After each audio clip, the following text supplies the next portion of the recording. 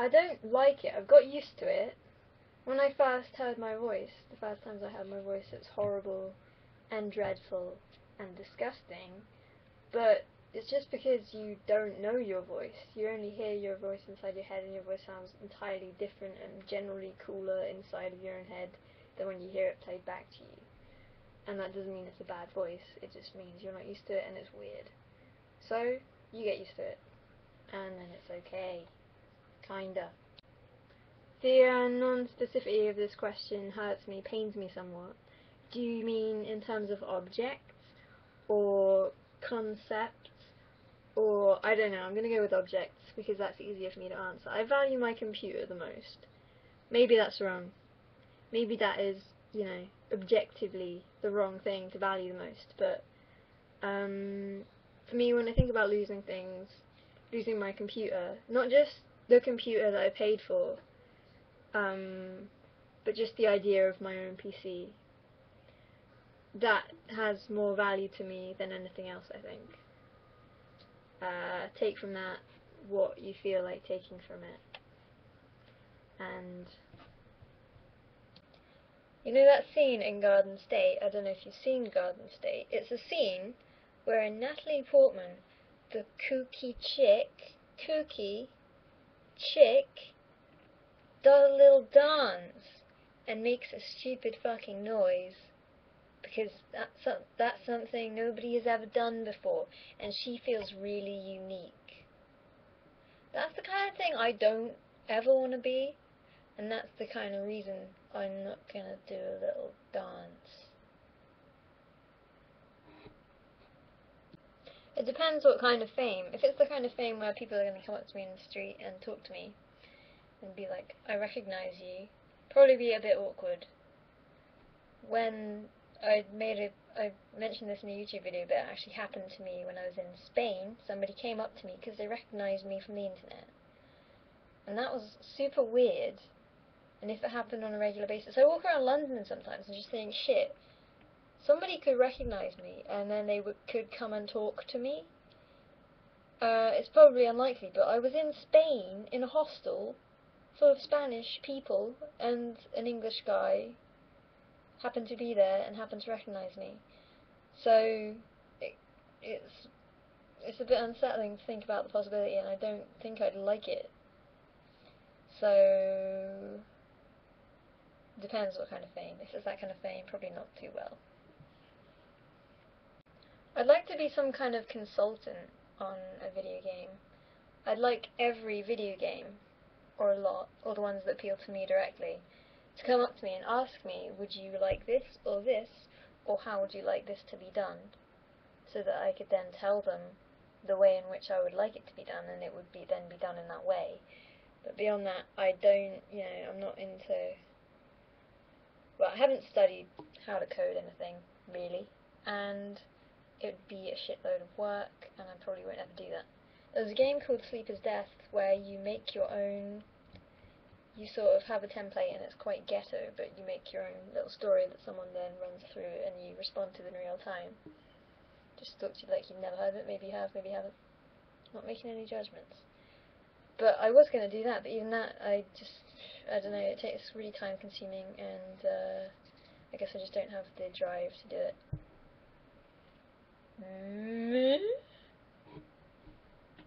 Don't know what that was.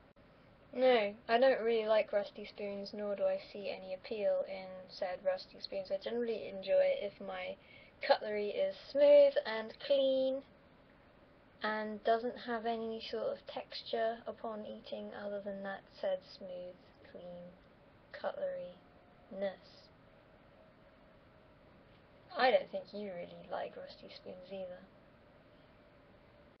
I actually just got back from being in the library with my university friends. I really like my university friends. They're a really cool, weird bunch of people, and it's endlessly humorous, revelationary, of funny times kind of deal set up. Having said that, I did have the opportunity to live with some of them. I chose not to because I don't like it if I live in a house and I feel any compulsion to talk to the other people. I don't like being in the kitchen and them being there and feeling like I owe them some of my time. I like being able to go to my room and be in my room and not be disturbed. I like to not be knock, knock, knock. Hey, Rose.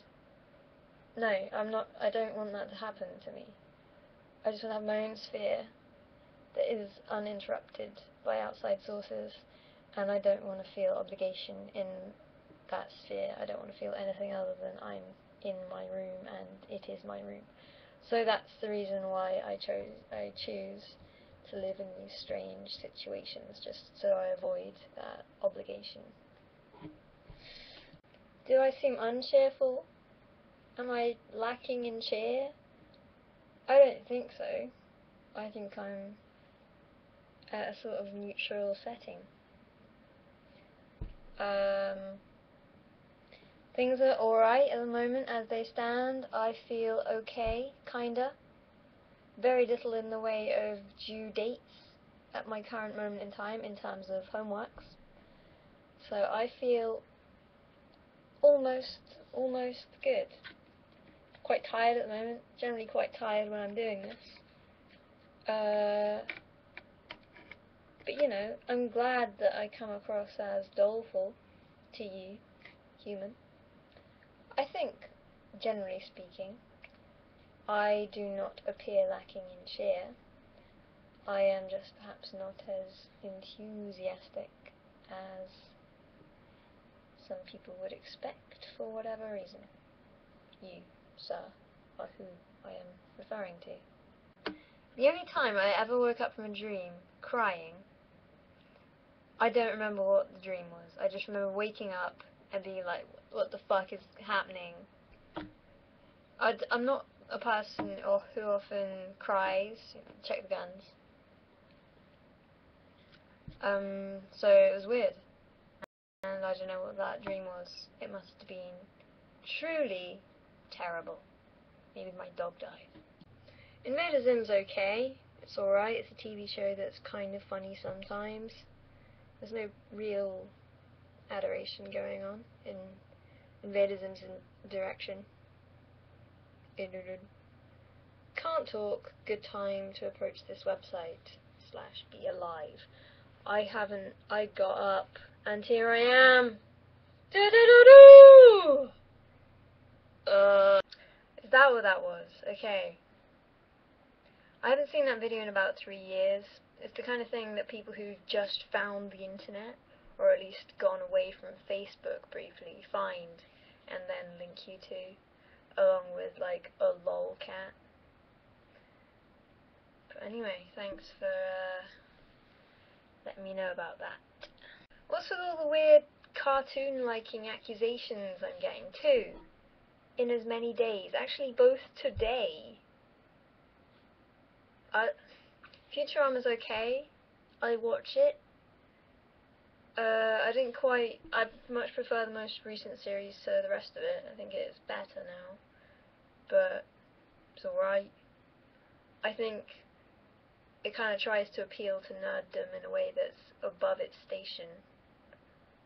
Not to sound like a dick or nothing, too late. But, it's alright. It's a link to a video of 2 fat girls dancing to a shit song. What? I don't get it. Is it supposed to be funny? It's neither funny nor pleasing. Good job.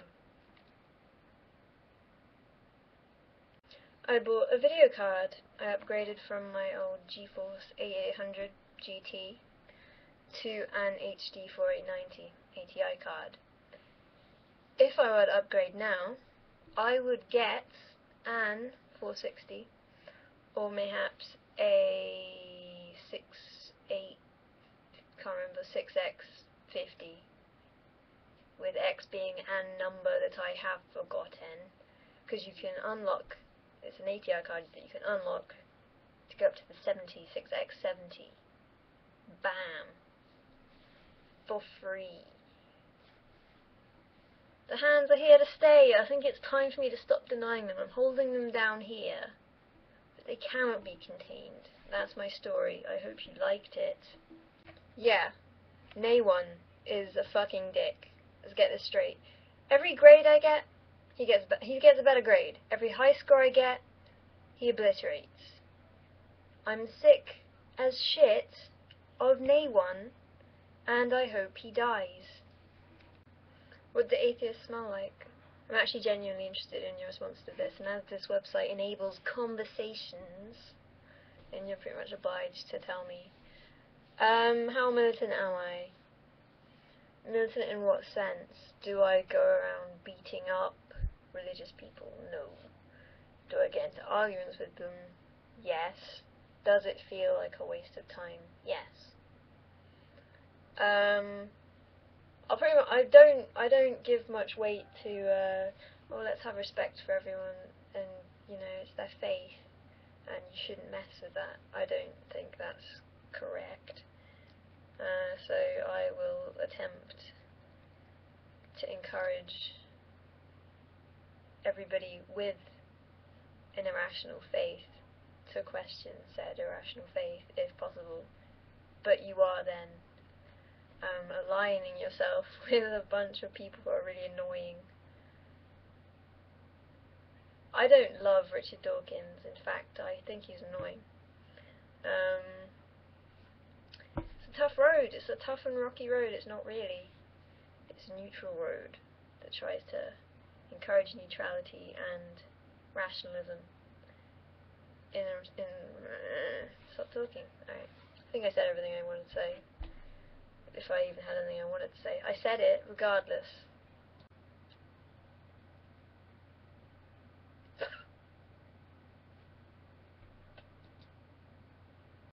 I don't believe in luck. I don't think there is such a thing. You call it luck when a series of unlikely events happen in a consecutive order. Then you consider yourself lucky. But luck as a thing has no innate value or meaning. Having said that, yes, I do consider myself lucky, and I think it gives me a better life to think of that. There is no in general when it comes to the internet. The internet is everything. It includes every aspect and every niche and every facet. It can't be generalized to a localized region of this is something. It is everything. Everything bad, everything fucking terrible, and everything great. Cannot be generalized, or general, or general. This question makes me very happy. Good question. Okay, I've only played Bishi Bashi with other people, and maybe that human element shouldn't be there in order to truly fucking hammer in that hellfire. When you're with other people, it's like, haha, I suck, but I guess. Oh, I'm angry, but I guess it's fun.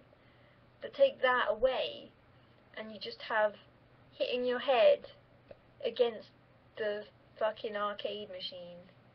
I've only played it in an arcade. I can't imagine playing it anywhere else. You need the massive fucking balls of pain.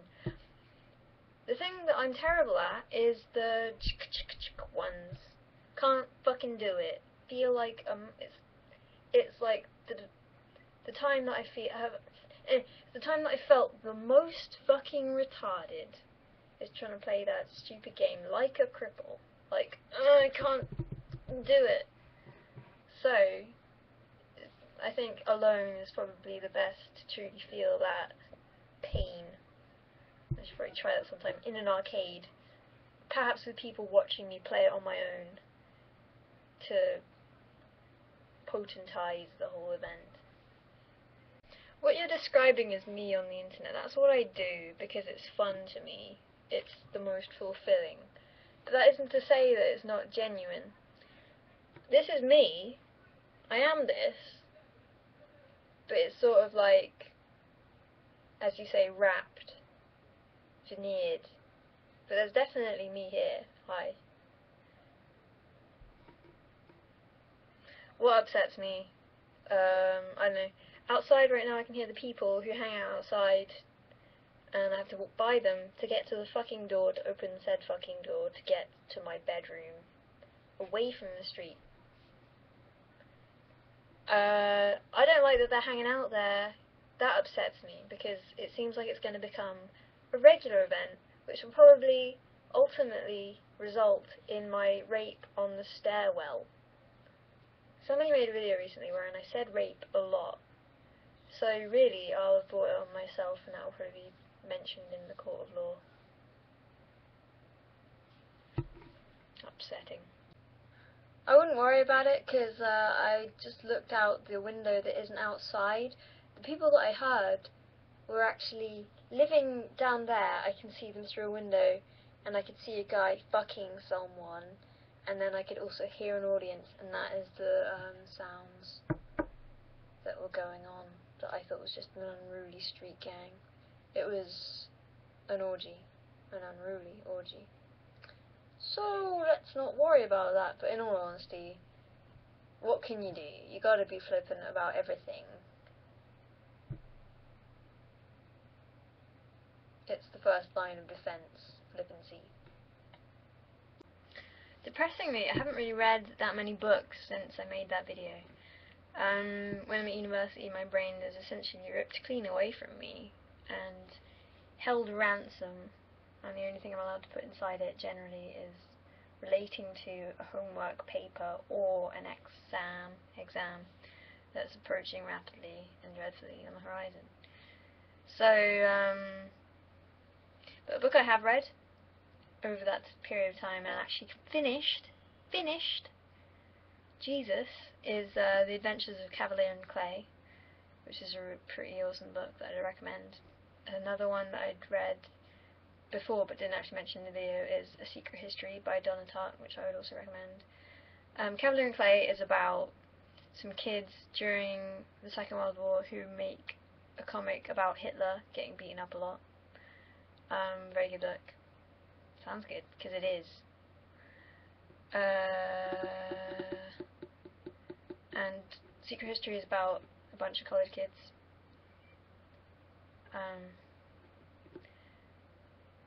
Yeah, enjoy that.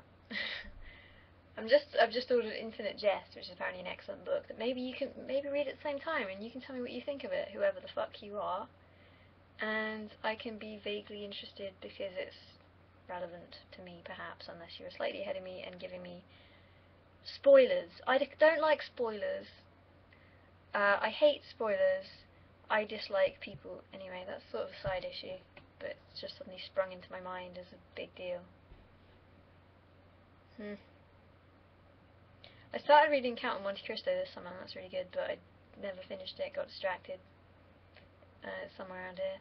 Moby Dick, the same thing happened last year to that. Both really good books, neither of them have been finished. It's sad.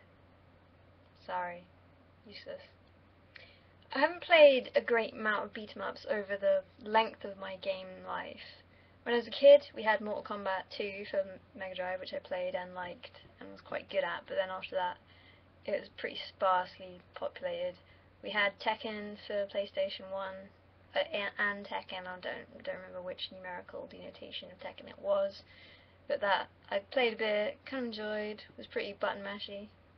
But after that it was pretty much an arid wasteland in terms of beat-em-ups, until 2 summers ago when Street Fighter 4 came out, which I bought and got quite obsessed with, wanted to be very, very good at.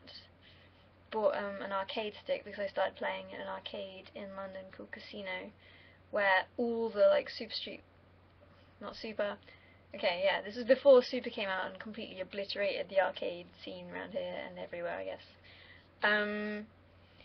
So yeah, I went there, and it's all the pros played. All the Street Fighter 4 pros were there.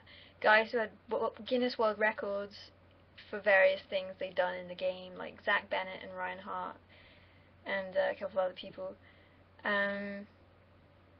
Yeah, so I'd go and play them every Friday for a couple months until Super came out and fucked everything right up.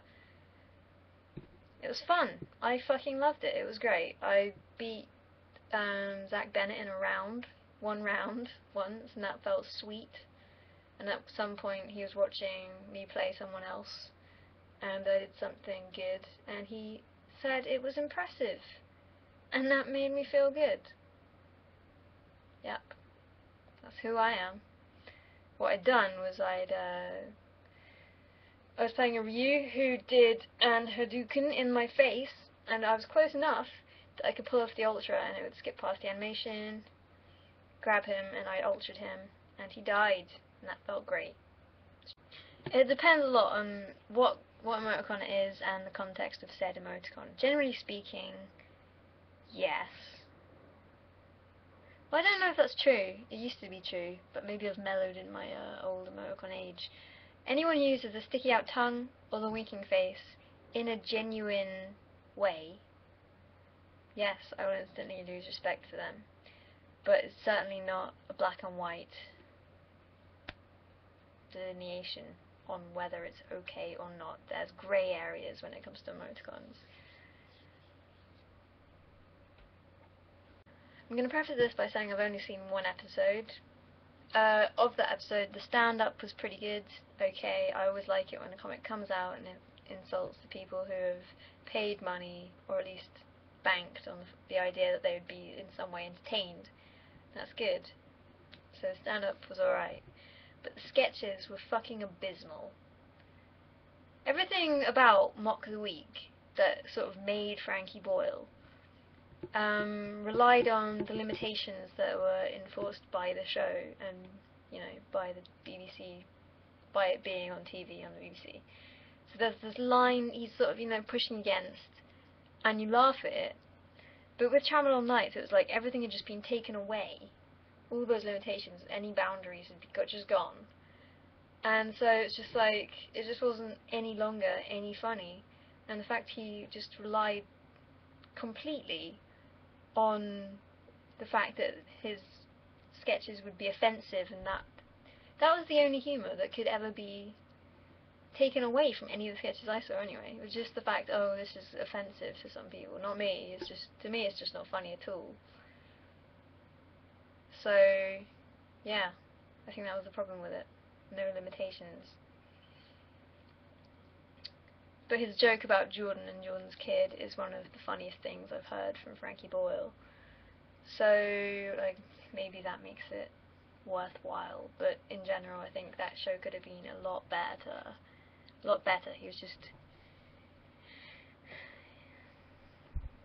My parents haven't paid for my existence since I lived at home. When I live at home, I get food. That's the extent of their paying for my existence. Right now, they've never been able to afford to help me in my life. I mean, no. When I was away, when I first went around Europe, my dad gave me a bit of money, and I get some money at Christmas and my birthday, but not a huge amount, not anything like enough to live on, £100 or something. When I'm at university, I live on the loan that I get from the government that I will eventually have to pay back. But until then, it's imaginary money. It's like, you know, I square root -1.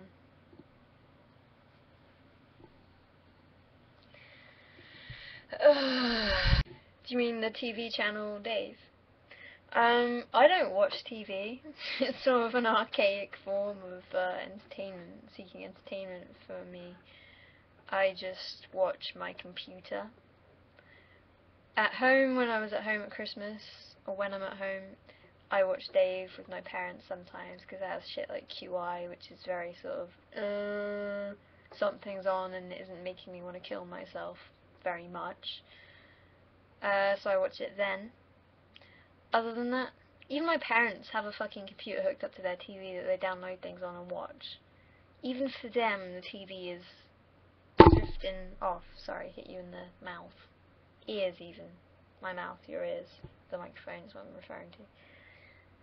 So, yeah, that's the answer I said a while ago. I carried on talking. Well, pseudo-solipsism is what got me where I am today. In terms of this is me. I wouldn't be this otherwise. So I guess I'd push that idea, that ridiculous, stupid idea that work's a treat, on to younger me. Fuck off. On to younger me, in the hopes that I would become me sooner and be less timid, terrified, useless, stupid, waste. No. Just to push the process along a little bit more speedily. This message comes from a guy on VU called Shoefan. And if you go on his page, it has a video. The question is, why don't you ever show your face? And the answer is a piece of paper with the word shame and a sad face on it. Which is a bit depressing. I can't actually indulge you, Shoefan, because I don't own a single pair of high heels, nor have I ever. But I can show you the shoes I'm wearing right now. Here they are. They are, as you can see, remarkably stylish and sophisticated, you might say. Yeah, don't feel ashamed. Shame is a choice that you make, and you can feel whatever the fuck you want to feel about pretty much anything in life if you just put the blinkers on, as I choose often to do. Don't feel bad. Some people like shoes, I guess. Not me, but that's alright. I was actually very conservative in my gobbing. I started off with a fairly minuscule gob stream, which I sucked up, watched back, realised it really wasn't very impressive, unlike the final cut, which is incredibly impressive. So yeah, I went the conservative route of lengthening over time, of about 3 videos perhaps, to the gob I got to, and at which point I thought if I do it for this for much longer I will be gobbing on myself. And that's not something I'm willing to do for this cause.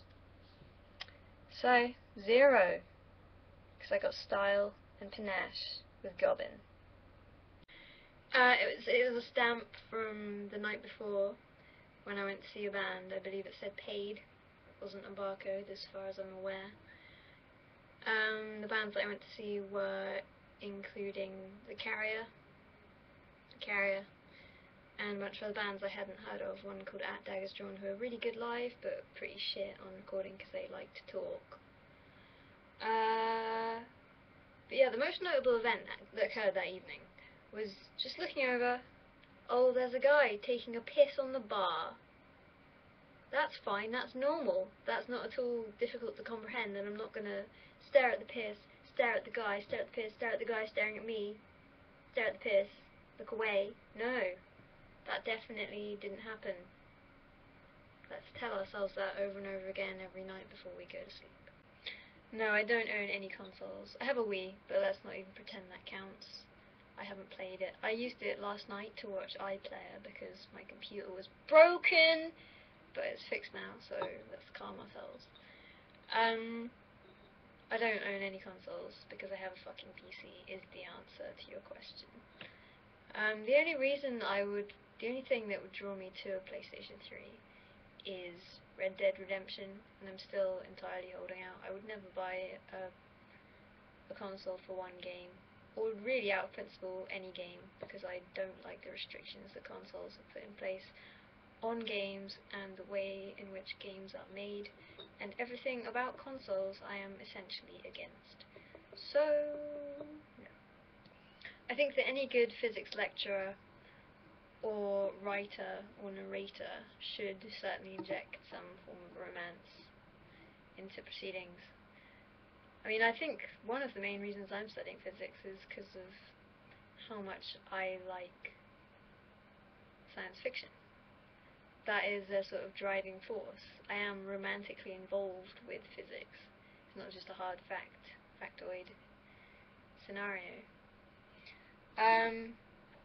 So yeah, but on the other hand, some people take it too far and are generally loathsome. People like Brian Cox. You can probably see him around YouTube acting amazed and enthralled and just how he would never say fucking.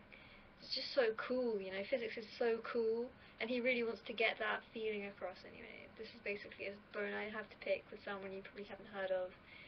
But yeah, in general, let's get some romance involved.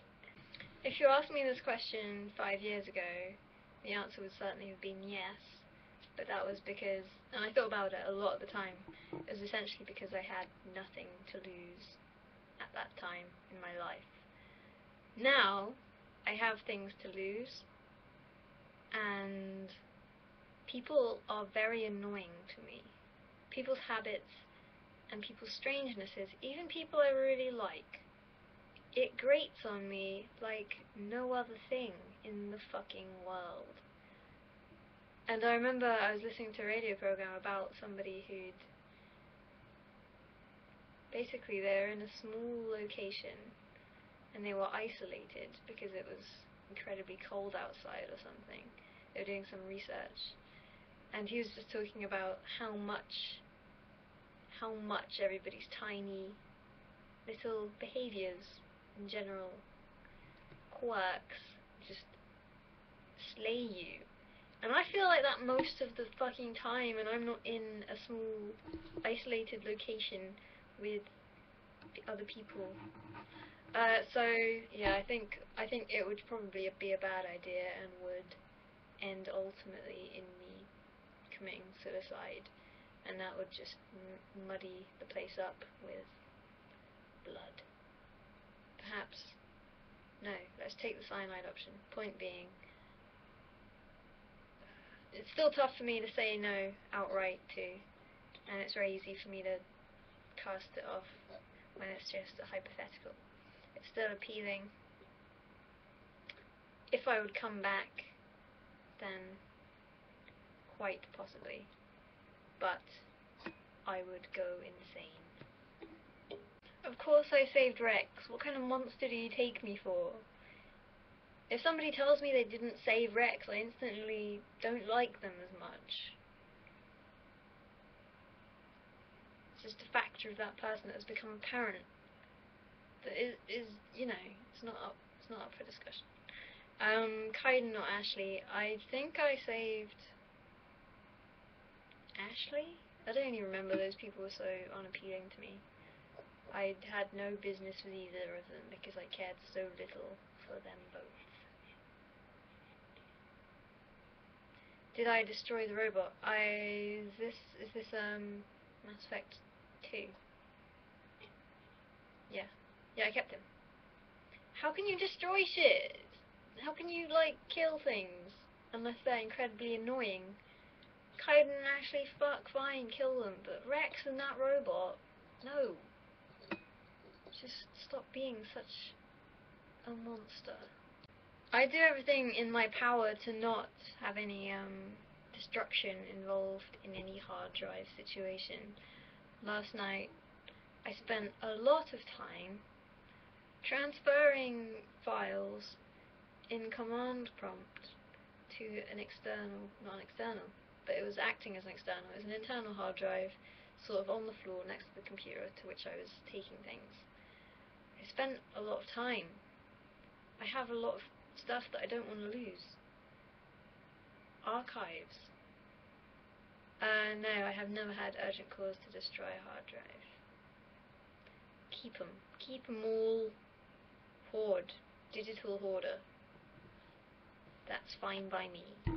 Am I limited to a blunt object? Because that sort of puts the kibosh on the whole weapon of choice situation that you have propelled toward me using this website. I would use my bow and arrow, but I was thinking about it, and actually I only have 8 arrows, which probably wouldn't get me very far. I don't think they'd be very easy to extricate from a brain. Plus, well, I don't think a bow and arrow would even work that well against zombies. You need some sort of blunt trauma. Bow and arrows mostly kill through loss of blood, which a zombie doesn't give a fuck about. So, I guess I'm fucked. Huh. Well, fortunately for me, I'm incredibly bored of thinking about zombies and playing against zombies. So, by the time it becomes relevant, I will just be tired of it, as I am now. Bored? I'm fucking bored of this shit. I care not, due to my immense boredom. So that would be my weapon of choice. My blunt weapon of choice is my own boredom at the whole genre. I'd say the Elusive Man is undeniably a baddie. They set him up pretty much as a baddie. It seems quite transparent. If he ends up not being a baddie, then I'll be interested in that. That will be an interesting development. But I don't imagine, nothing ever really interesting happens in a game. It's by the book and as expected. But there's room for that. At the end, spoilers! At the end you're given a decision that's, you know, do this or do this. That's what decisions are. I just highlighted that.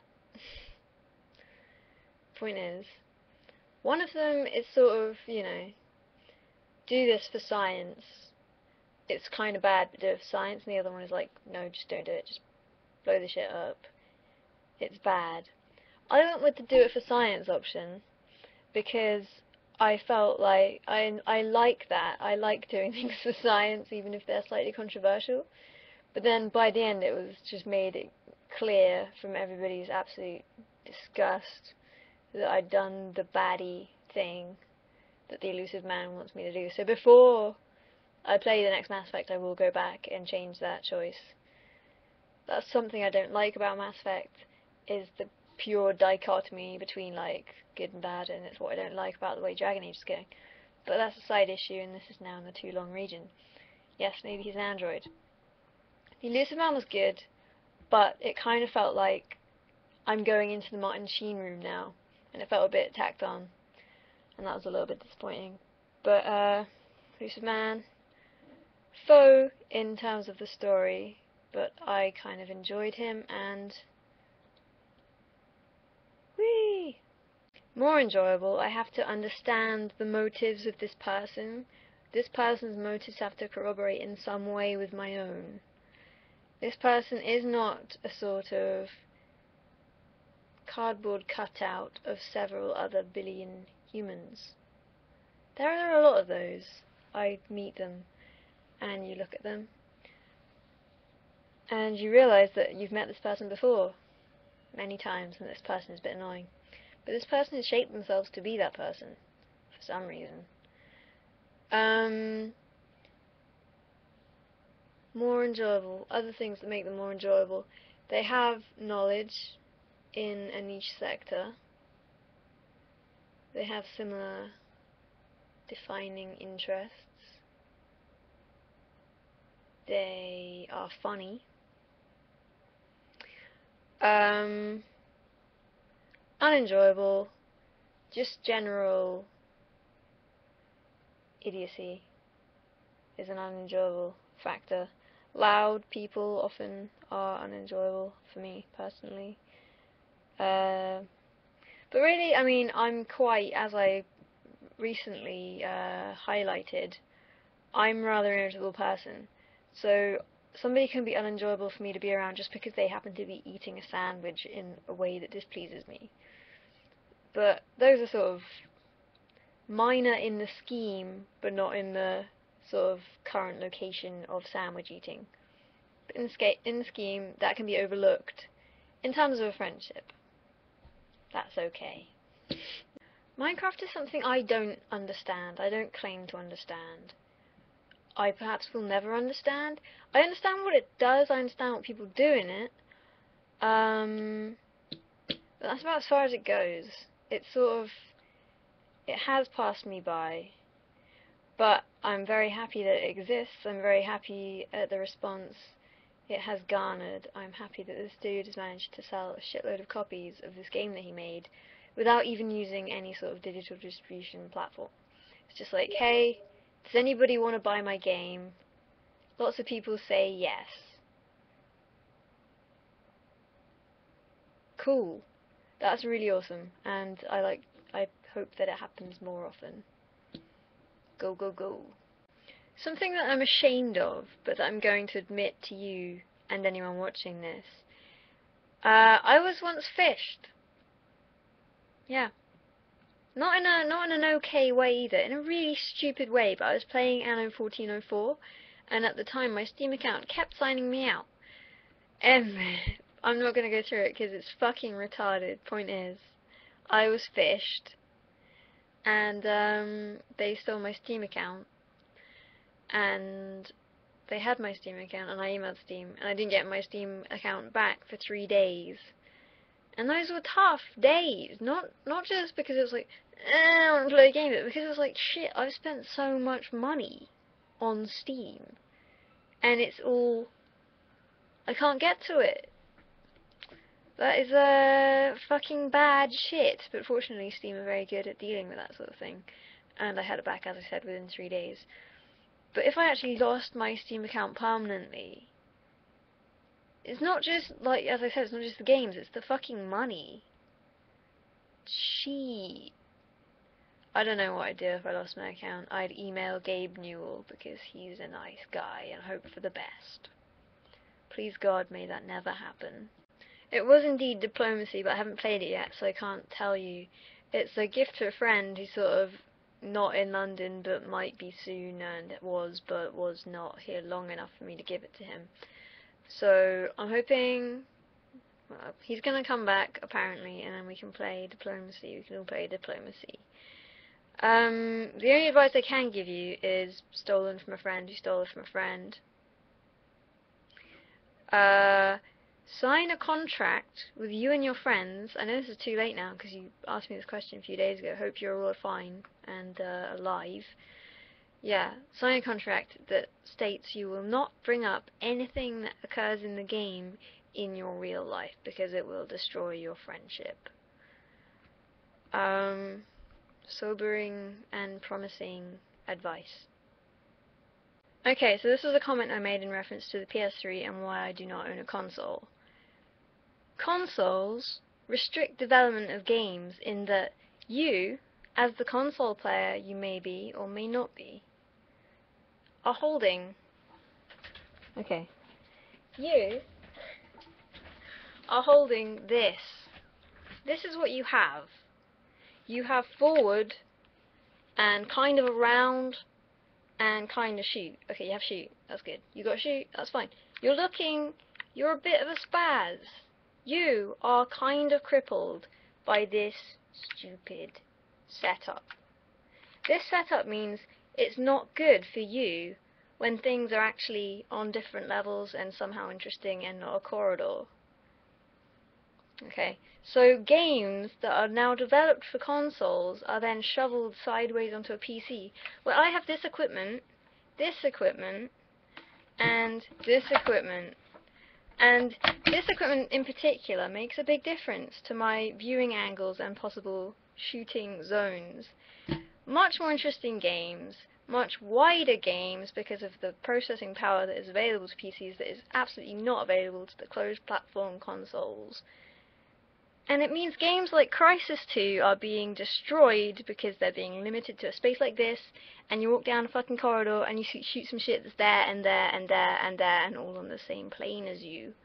It simplifies. Another console question. I hope this doesn't like jar my face around like a fucking retard like the last one did. Didn't do that to the audio, I just felt the need to do it myself. I actually wrote an article all about Dragon Age 2. It's strange to me when people don't know this. I guess I don't publicise things very well. I write for a website called ready-up.net, and you can read my shit there. Advert.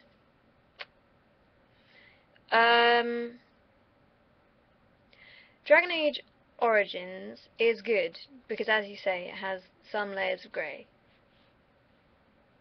I like the conversation structure in Dragon Age. I really enjoy it more than some people do. Pointless caveat. So it feels somewhat, you know, it's not a well-defined avenue you're treading and you're taking paths on a thing. Fuck. Like in Mass Effect 2, it's just like, here's a little picture denoting something good. Here's a picture denoting something bad. Which you gonna be? And Dragon Age Origins isn't like that at all. It's very subtle in that regard. Whereas in Dragon Age 2, as you obviously know, they're bringing in this fucking shit system that they had in Mass Effect 2. Wherein everything you say is very clear and everything is delineating you to one side or the other of a coin. And that's very annoying, and there's lots of other aspects about that game that I find it super annoying. Which I have written about, and you can read. Yes, I am interested in films. Important S. I don't like favourites though. They are something that overwhelm me to think about. So I'm just going to list some films I like, and probably some things that I might put on the list would be in that list, but it is not necessary that they would be doing that. Yeah, onward and Fistacular. Dr. Fist, no. Yes. So, There Will Be Blood, one of my favourite films of the past 5 years. I said it. Favourite. Primer, one of my most enjoyed sci-fi films about two nerds who build a time machine, very appealing to me. A Single Man, I saw it very recently. I would say it was one of the best films of 2010, but that may be because I didn't expect what I got from it, and what I got from it was awesome. The Illusionist, also another 2010 film that I saw, that was very good and worth watching. Animated off the back of Triplets of Belleville / what's it called? Belleville Rendezvous, depending on the country in which you reside. Really good, you should watch it soon. Once Upon a Time in the West and The Godfather Part 2 are very firmly planted in a sort of generic manner. And those are some films that I have thought of, and now my mind is gone blank, and I am blank, and my voice is blank, and my face is blank, and I am blank, and you are blank, and we are blank, and goodbye. Not really excited. I find it very difficult to get excited about any sort of AAA game that is on the horizon, just because I assume it's been in some way tampered with and ruined, a la Dragon Age 2. So yeah, I guess it's more like tentatively observing. I'm sure it's going to be everything Mass Effect 2 was, but worse. And by worse I mean worse. Okay, lowest common denominator. Watch it go down. It's the numerator is even increasing in order to truly ram home the difference. I don't know. I hope not, but I'm sure that it's just like this further increasing attempt to turn games into a filmic experience that sort of ruins everything games are into a very streamlined, on-rails kind of feeling. Everything that Mass Effect 2 did to simplify Mass Effect 1, I expect that again. So it just sort of becomes a gelatinous goop of uninterestingness. A birthmark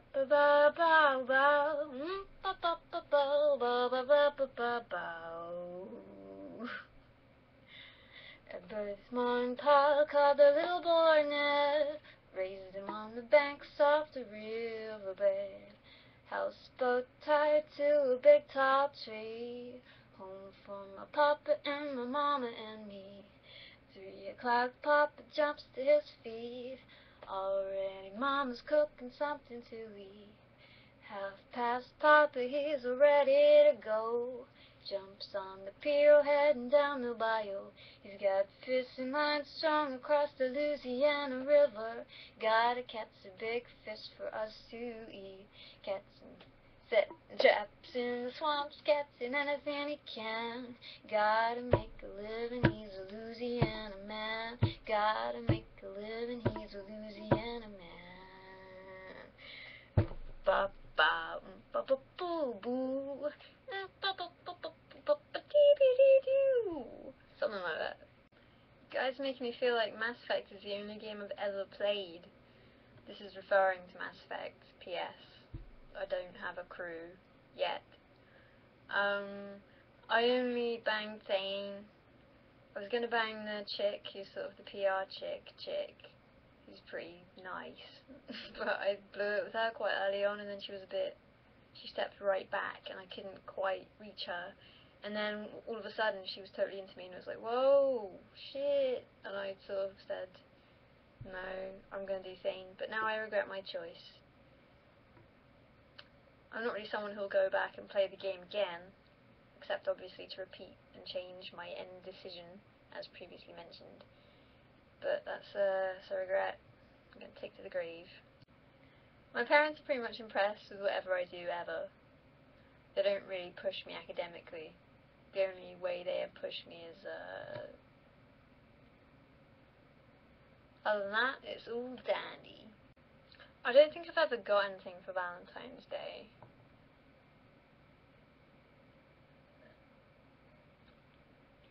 Feel free to send me a shitty e-card. I think this is actually the worst thing anybody has ever said to me. Somebody asked me in a thing on here if I'd ever been offended by anything, and I didn't reply to it, but the answer's going to be no. Until now. I'm offended. Fucking mortally. I think that guy's a giraffe disser of unforgivable proportions, and he needs to go and say that to a giraffe's face and just see what happens. What a dick. All this meta, other people, incesticide is making me feel a bit sick, but Darbot is super fucking cute. Like a cartoon character. Good human. I like watching her talk and be alive.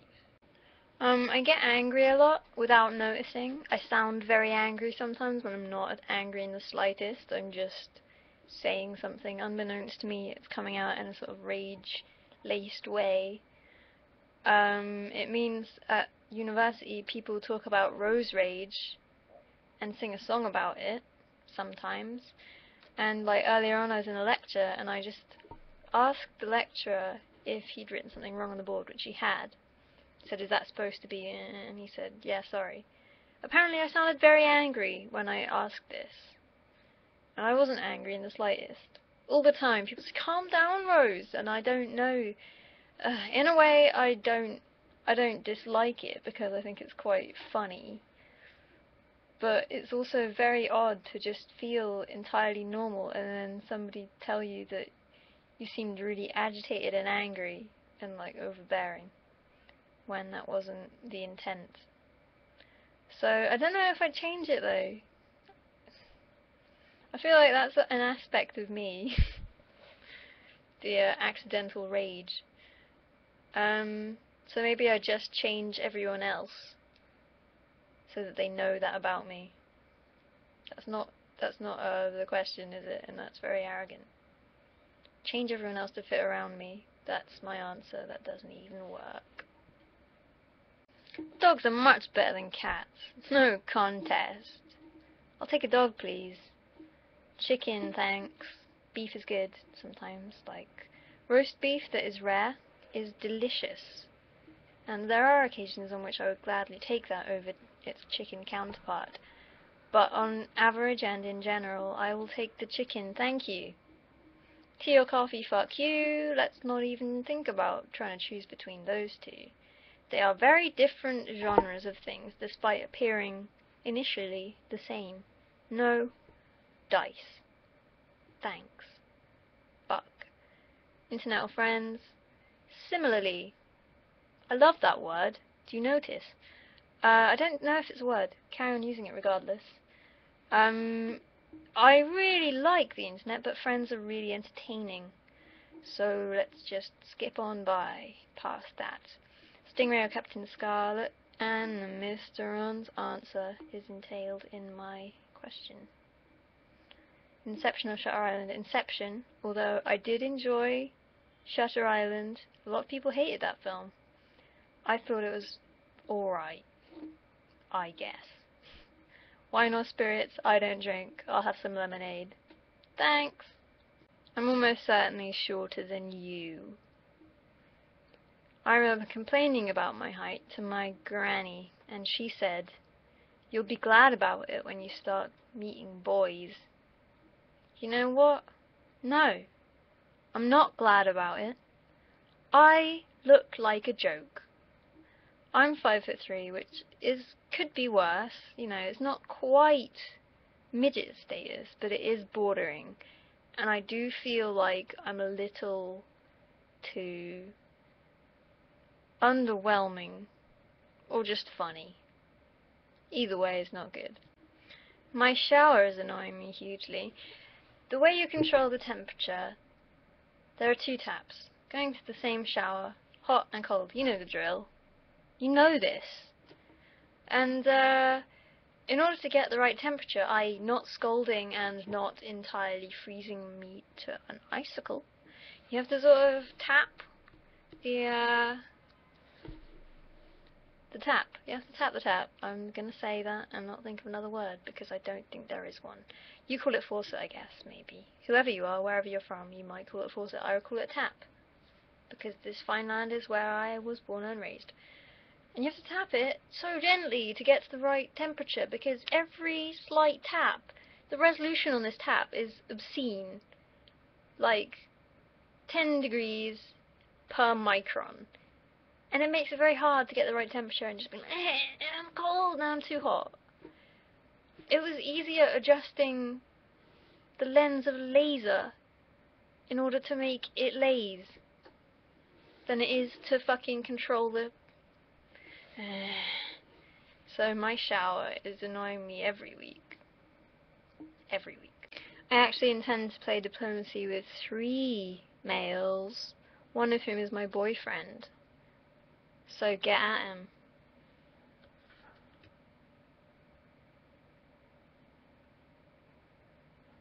I don't think I'm going to be very good at this game. I played Neptune's Pride, which is about you have a flight of ships. It's an online web browser game. I recommend trying it out. You have a bunch of ships, and you fly from planet to planet, star to star, planet to planet, and you attempt, well, what you do, you go and fly to the star, and you take it, and then you build your armies slowly. Usually I build them too fast, because I'm like, shit, gotta have a fleet, when no, you should really be upgrading your economy and other surpluses. This is going dreadfully. I would usually stop and this and record it again, but instead I'm just going to say it, and then possibly delete it soon, because I look like a raving spaz. Yeah. So in this game, I played it in the usual manner, which I play games. You know, okay, I'm gonna go take this, take this, battle with this dude. Cool, cool, cool. Oh, I'm wiped out. Every time I was wiped out, it became apparent very quickly that what you absolutely must do in this game to survive is talk to the other people, make deals with them, bargain with them, work it out for a little while, and then just fuck them over. Carry on. This is what diplomacy is. But, I'm not so good at the old interfacing option. I quite like the just brute force approach. And that didn't work well in that game. I don't think it's going to work well in this game. I think I will be sunk. But I'll report back at a later juncture when I have played the game. Hey, where's all the hostility coming from? I know. I've got a good idea. Let's go and find a nice fire and sit around it, and maybe you can bring out the old harmonica and give us some tunes, and we can have some chats occasionally. Cozy. The coziest you could ever expect in a post-apocalyptic nuclear wasteland. You know what? I've never mentioned that ever, because it didn't happen. You have confused me with somebody else. That's not okay, is it? No, it's really not. I'm based in the UK, where I've always been based.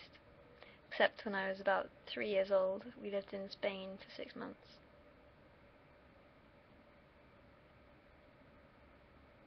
How do you quantify reality? Come on, Francis, tell me.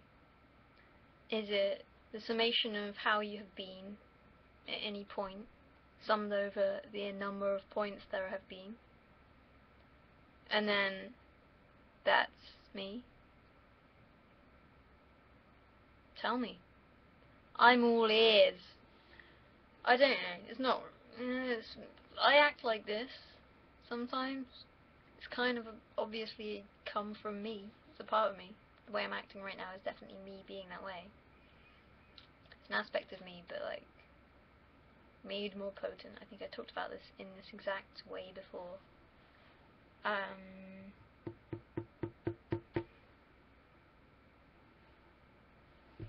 Sure, it's an aspect of Real Rose, just as is and would be everything I ever do.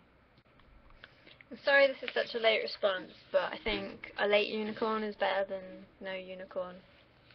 So, alright, here we go. A bit of trivia. You know that a unicorn's thing. But you know how only only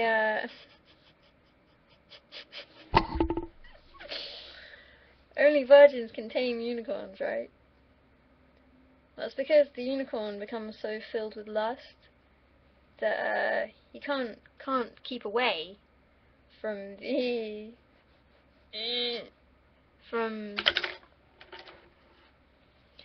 from the fucking virgin. Because, well, let's just say that he goes up to her and lays his horn on her thigh and gets down to business.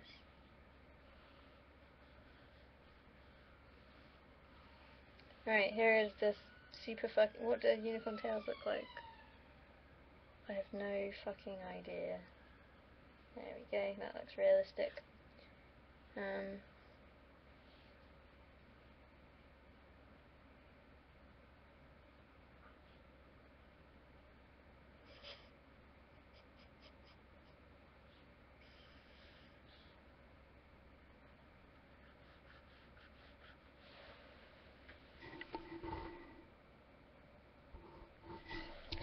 I hope that makes you happy. I'd rather sing it in the style of Bonsai Buddy circa 2001, because that shit won't leave my mind. Irretrievably burnt on the fucking skull. Daisy, Daisy. Bonsai, you ain't my buddy. Filling my screen with purple annoyance. Give me your answer, do. I'm half crazy. Much like everyone in the fucking world, I like Johnny Cash a lot, and I like most things he's done. But his personal file is definitely my favourite, with the old covers and the old stories and the niceness. This is a difficult one to answer because I've only seen the series once. I haven't rewatched any of the series. So I don't think that's a valid basis. But I'll just say the first one because that might be true. It's more likely to be true than the most recent series, let's say that much. What I really liked about Mad Men was the subtlety. There was no fanfare of this is this, and this is this, and this is clearly this. Does that make sense? I'm being quite vague. The problem with talking about things like this is I begin to feel like a bit of a prick. So I'll say that much. But the most recent series was just about... It just seemed to go off in a complete opposite direction to what I felt made Mad Men really great. So it was all about Don Draper's secret diary, general weird slapstick that didn't work and felt weird and awkward. The only thing I liked was Sally Draper jerking off at her friend's house. That was the high point of the series. So I hope that season 5 returns to its previous form, but I don't know. I feel depressed and quite sad about season 4 of Mad Men. I hope it gets better, but I also doubt it a bit. Come on, prove me wrong, guys, please. I studied psychology briefly and was kind of dismayed at the whole thing. On the level I was on, it was all about remembering things, essentially. That seemed to be what a lot of a psychology learning curve involved, just memory tests. I don't know, maybe that changes. But psychology for me is one of the lesser sciences. But bear in mind, I do consider every science that isn't physics lesser, because that's the kind of person I am. But yeah, psychology, unless I like the sort of literal hands-on application of psychology, like, you know, get the fingers in the brain and do shit and see what happens. I like the neurobiological side of psychology a lot. But not so much into the rest of it. Sure, it's a science, kinda, but not very convincing, and I think quite open to bias. Sorry. Basically, yes. There's this air of superiority about physics and physicists. Lecturers, during lectures, will, like, you know, just casually downtread any of the other sciences, just, you know, without even thinking about it. The mere mention of chemists gives rise to a whole series of sort of jibes. From any given lecturer, it's the same thing, and it's quite difficult not to find hilarious. And I'm buying into it just because it makes me feel good. You know that Darwinism existed before Darwin, right? And everything previous to this point has led to you existing and me existing and us existing. And if that is predicated on the fact that only assholes and jerks reproduce, that means that is necessity for us to exist now, here. Do we all suck? Maybe you could argue yes. I think the degree of suckdom is quite a constant throughout history. It's easy and depressing, but easy, to think that we're on a downward spiral. But if you look back throughout the previous decades and centuries, you'll see people saying the same thing over and over again, complaining about the youth of today, wherever you are at that point in history, and I think it's much of a muchness. But I hope that. I kind of think it, and I hope it. I'll assume you're talking about YouTube. I don't know, I'm assuming that from the get-go. I decided, my decision all hinged around the fact that I was bored in my bedroom one day, and there was a camera there. That was the extent of my decision. It's something I do when I'm bored. I also like watching some other people on YouTube, so I liked donating to the sea. Am I surprised? Yes, I'm incredibly surprised and weirded out by it, but at the same time it doesn't seem real in the slightest. It's numbers. To begin with, when it was, you know, below 100, it was like, whoa, this is a lot of people. But as it gets bigger, it just gets more and more incomprehensible, and I don't know, it doesn't really, I don't really think about it very much, just because it's not something that comes into my head, and it's just weird. So, yeah. The way I treat a person depends entirely on whether or not I like them. Somebody can be really stupid and likable at the same time, or somebody can be very clever and also very unpleasant. That's the way the cookie crumbles, as I'm sure you're aware. So it depends more on that than any sort of absolute smartness. Or, I don't know, you're less ascendant. What does this mean? I'm taking it to mean in terms of smarts, the smarts. Those are the smarts. Still talking. How about that? Soul-crushing disdain is available to those who require it. Yes, I most certainly would. I think voiceover work would be pretty awesome. I just don't have the right voice for it, I think. My voice is kind of dual-layered mumble-grumbleness that isn't ever used, and I don't think it's useful, which is a shame, because I would be thrilled to do anything like that. It'd be awesome. Hum. In what regard?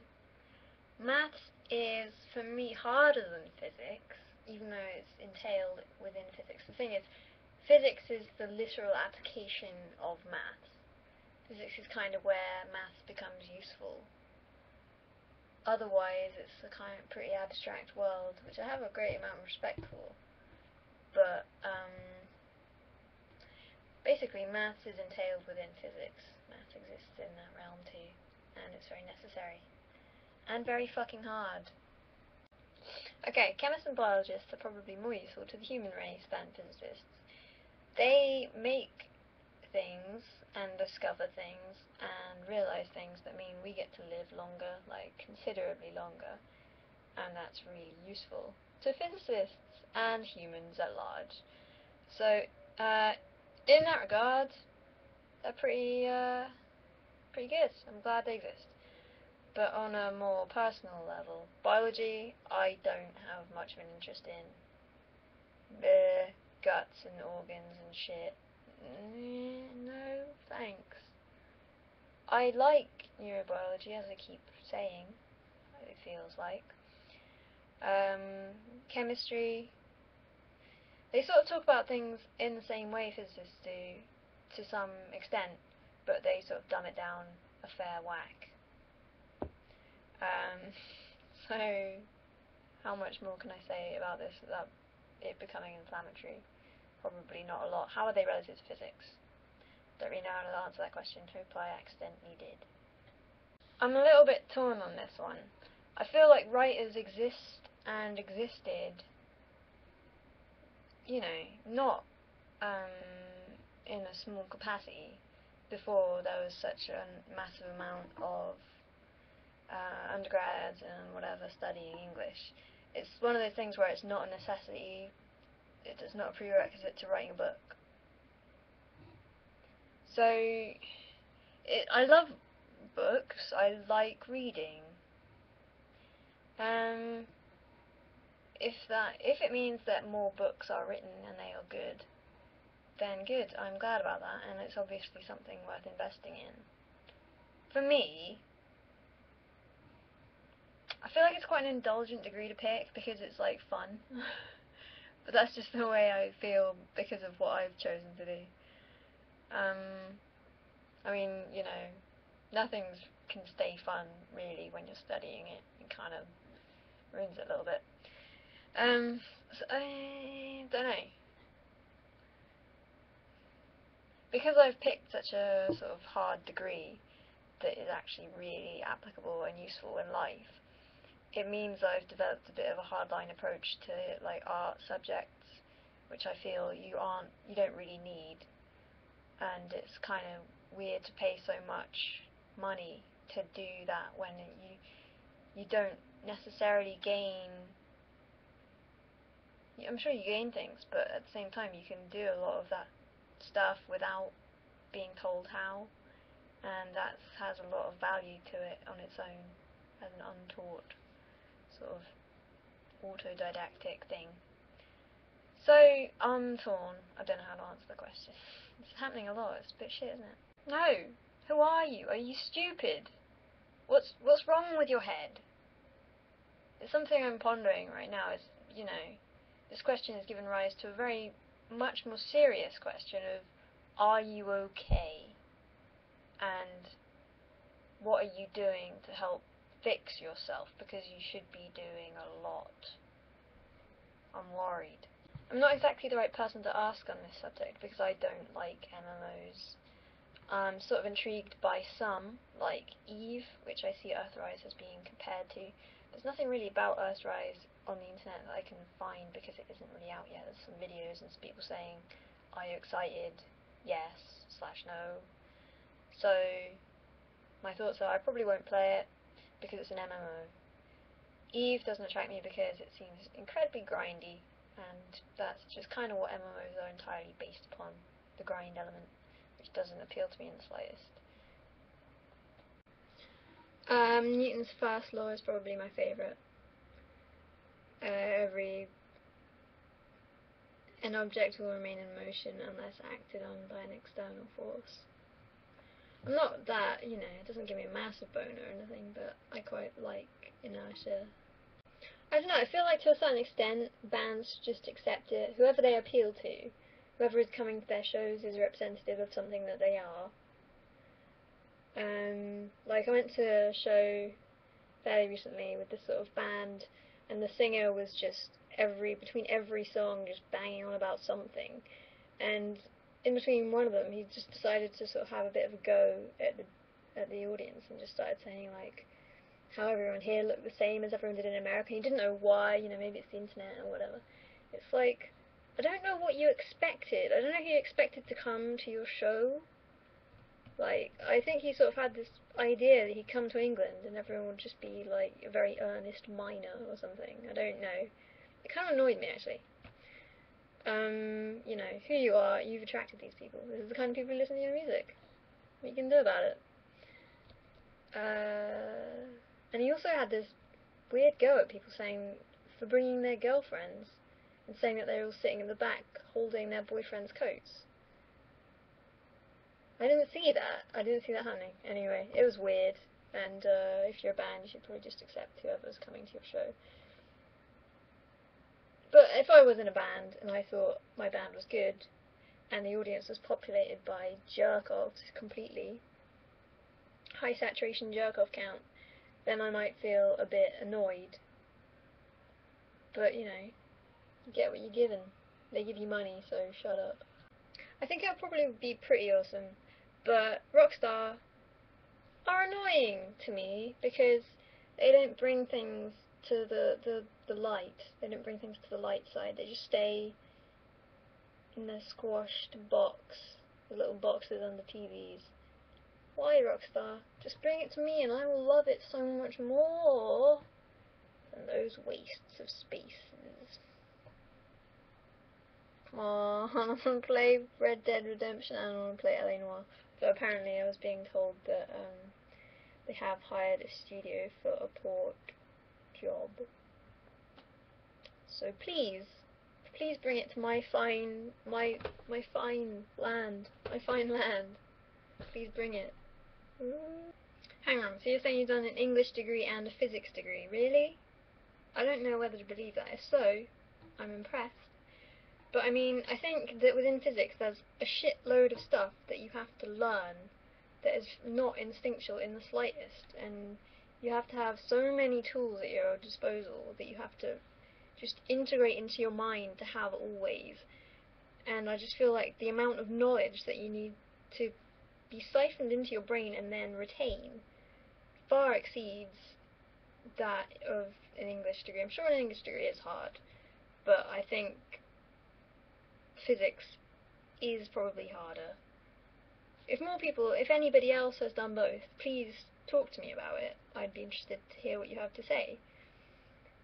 But, I don't know, I think the lack of... I stand by what I say. I don't really know much about this guy, other than he's the Unabomber and good at maths. If there's a good book about him that you've read, let me know. But yeah, I very much enjoy those kind of stories. There's the other guy, the Russian, who's, I think it was like last year, he discovered something that mathematicians have been struggling to find for centuries or whatever. Three-dimensional manifolds, something like that. And that's very appealing to me indeed. The fact that he refused the $1 million prize by saying through his door that he has all he wants and refusing to leave or do anything about it. So those kinds of people are truly assets to society, and very, very nice to know they exist. Yes, but I feel that if you do any sort of arduous task for a long time towards a certain goal, it will probably help you, regardless of what that thing is. It's just that a degree is recognised by employers and they see that you've done it from that fact. I'm sure it does help everyone, or most people, but at the same time I'm sure it doesn't help a lot. I'm just getting flooded with these questions now, after saying what I said. I like art. Shit, yeah, art. Cool. I'm not, you know, an absolute Philistine. I just see that it can happen and be around without the need for a degree. The same can be said of anything. The same can be said of physics, obviously. It's just that very much... You take a lot of steps in a short period of time that you can then leap off of, whereas with art, I feel like it's not necessarily particularly helpful for you as a creative individual to be told this is how this person did it and this is how this person did it about a lot of different people. I think maybe that hinders something. But what the fuck do I know, huh? I'm just this science bitch. Somebody called me that in this topic. There's this American guy I know. Every time I see him, this topic comes up, as it seems to have now happened on this website. The last time I saw him, he said, "Hey, it's you, science bitch." And that was his opening, and also our closing. I try to ignore him, but he just keeps coming back. He keeps coming back for more. Every party. I don't really know what shuffling feet together is. I'm trying to visualize it, but I'm not getting anywhere. I have been told that I run in my sleep like a dog, which I don't like, and sort of choose to deny.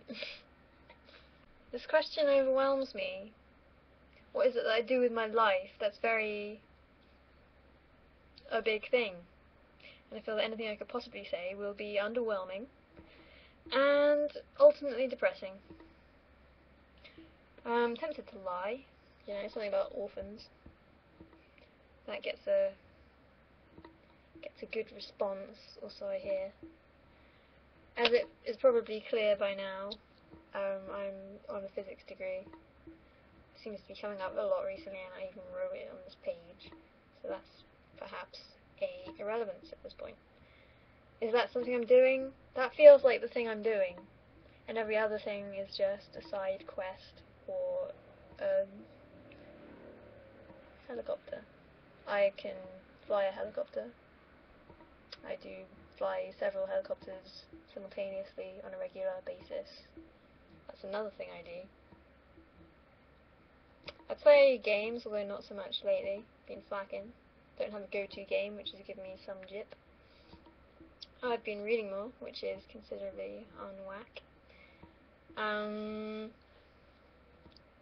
Go to see films a lot. Sometimes I go and see bands. Recently been going to a lot of weird parties. Varying degrees of weirdness, but the weirdness always very apparent. I'm sorry. Nothing I can say would make me feel good about myself, so I'm just gonna stop it here. You're on the internet. You know that, right? Everything is very easily obtainable and free. But casting that aside, you can download OpenOffice, which is like similar to Microsoft Office but free. Don't know if you know about that. I'm not actually entirely sure if it does grammar check, but it certainly does spell check, which, you know, is one thing. Otherwise, the internet for free. Be the avail. I'm a very great fan of Battlefield 2. I played it the whole of the summer that it came out, pretty much non-stop. I mean, it houses everything that is good. It did house also, unfortunately, the fragmentation of communities. It was sort of the beginning of that, in a way. Expansion packs that just meant people splintered off into their consecutive, like, you know. And that sort of kind of ruined it a little bit. Which nicely DICE are doing, /EA, by releasing a pre-order bonus, which includes 4 maps or 6 maps or something. Not cool.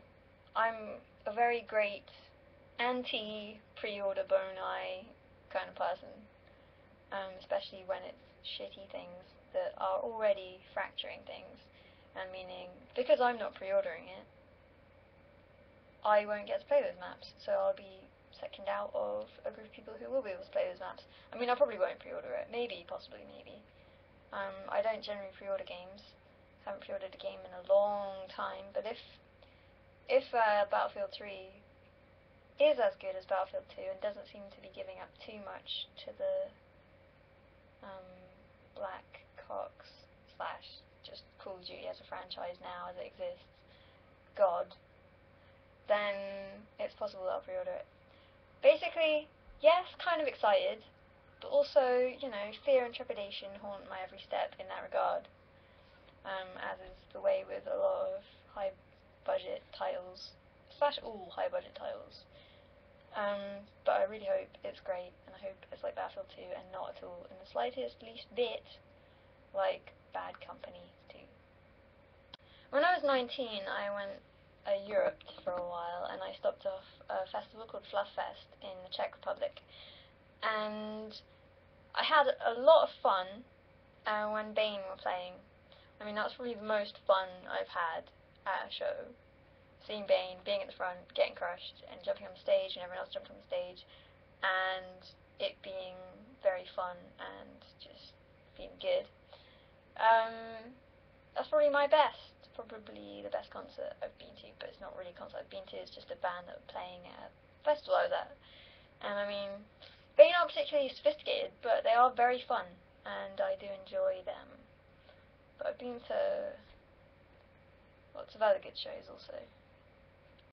I was using it to describe something facty, and I see now clearly, by the use of definitions and Google, that it actually means something that's thought to be true based on the fact it's been in print a lot, but isn't actually necessarily true or at all true.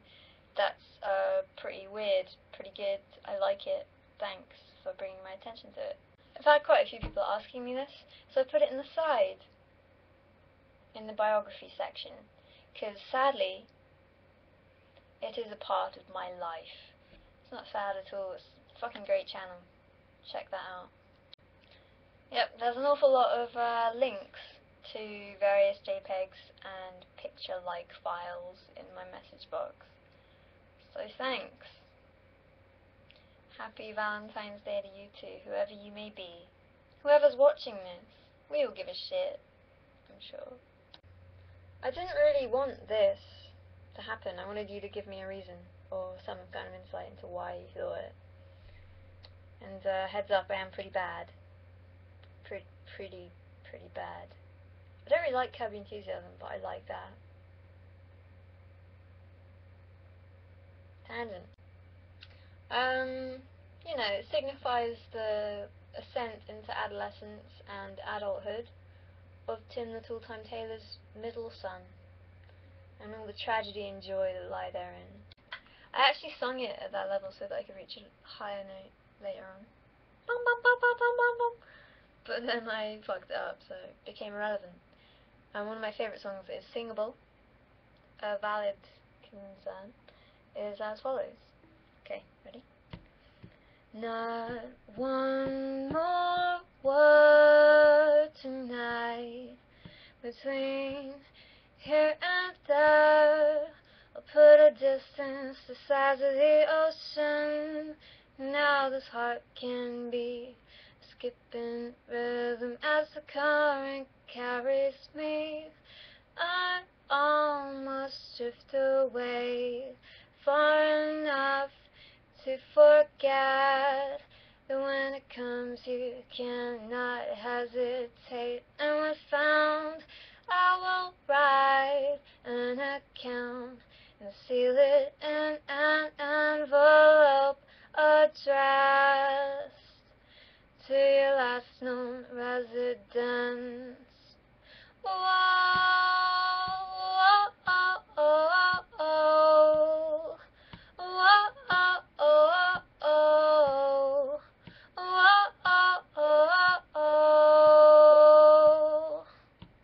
And we sink and we drown, and what is lost can never be found.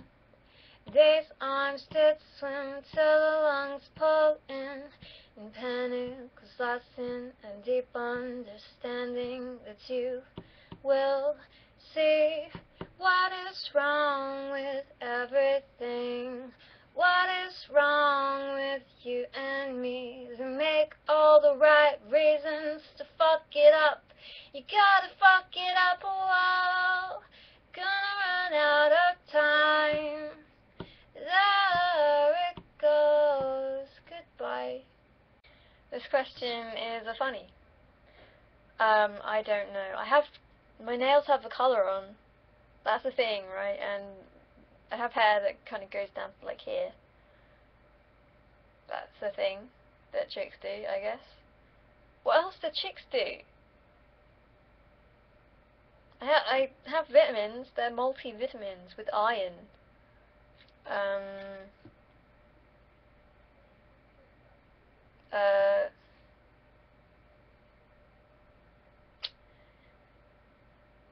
Gotta promote the gender confusion. It's what keeps me going, quite frankly.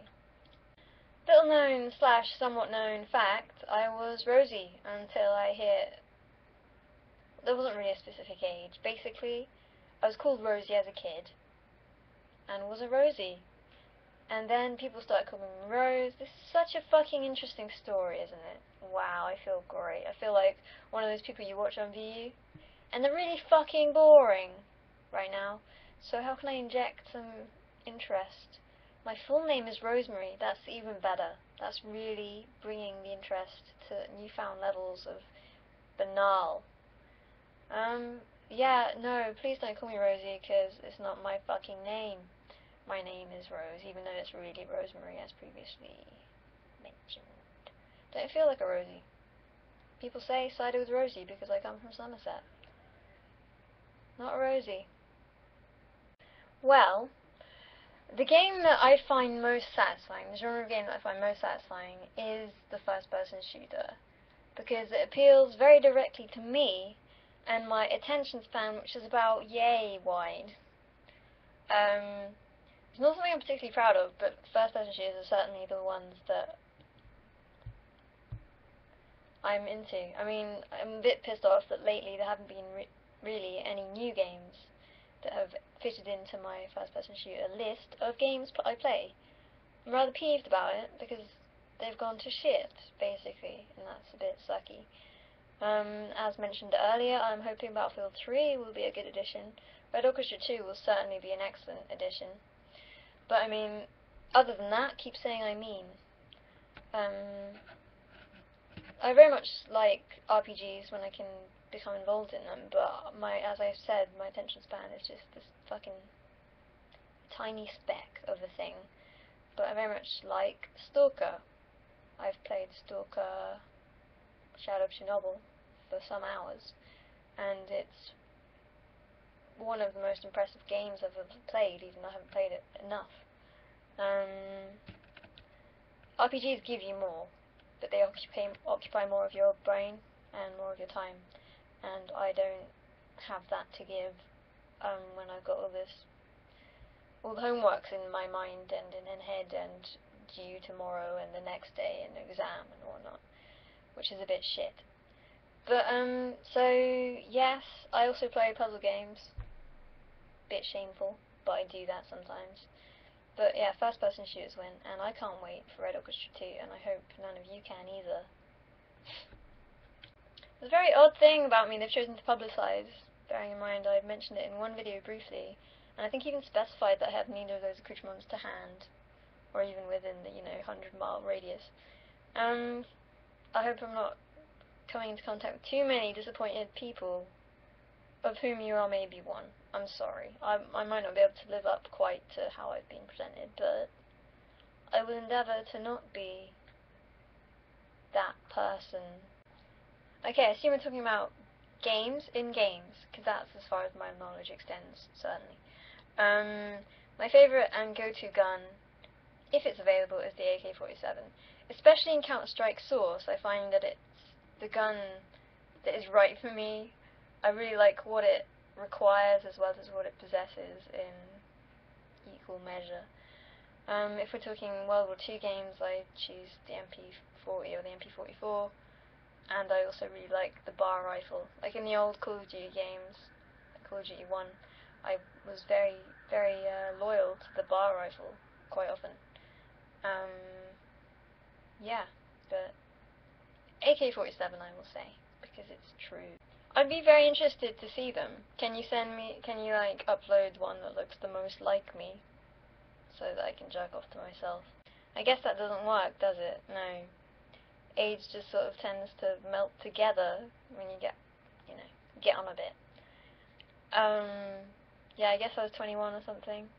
You can see me in the pictures with blue hair at the front, if you care enough. No, not at all. I'm entirely amused by the troll contingent and all of their constituent parts. There's a great many constituent parts of said trolldom, and not even necessarily attempting trolldom, just happening upon it, almost perchance. I think it's awesome and funny. I don't feel bad about it at all. I come here at procrastination o'clock. Oh look, it's time for some procrastinatory oratory. Hi. I'm on the cliff. The abyss is over there, and I'm just willfully throwing the minutes away. The valuable minutes. The more valuable they are, the more I enjoy just throwing them away. It makes perfect sense. I have a midterm tomorrow, so I'll probably be here throughout the day at various intervals whenever I feel like maybe I'm getting slightly close to being productive and successful in life. I'll be back, so here goes.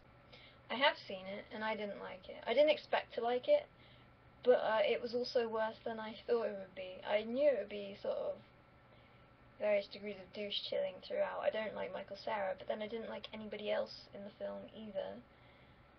It had a sort of tepid vacuousness about it that I didn't expect. It was just a bit of an empty film.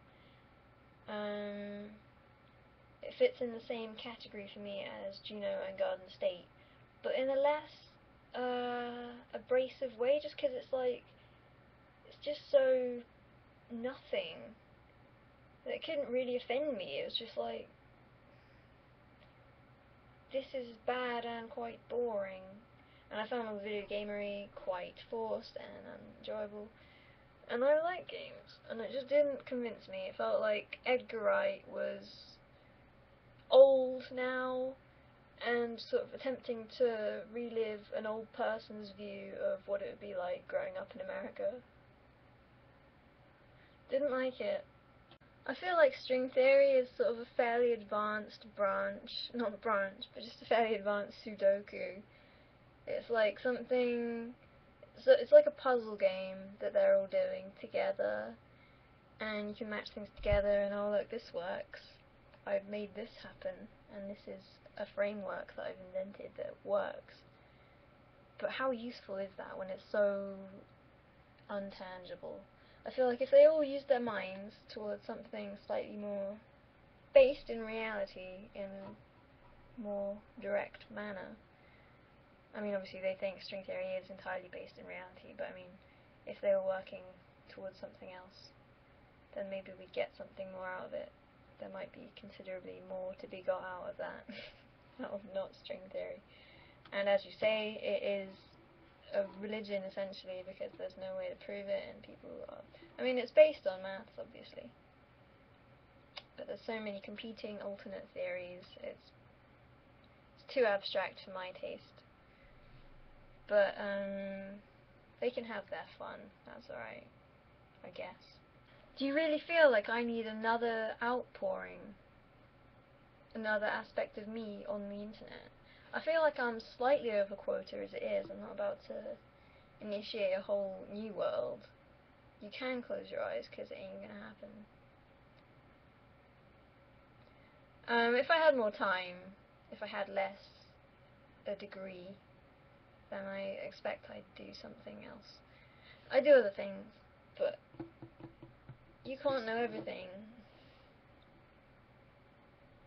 I'm sorry. I feel like I'm not as much of a dick as your average cat is.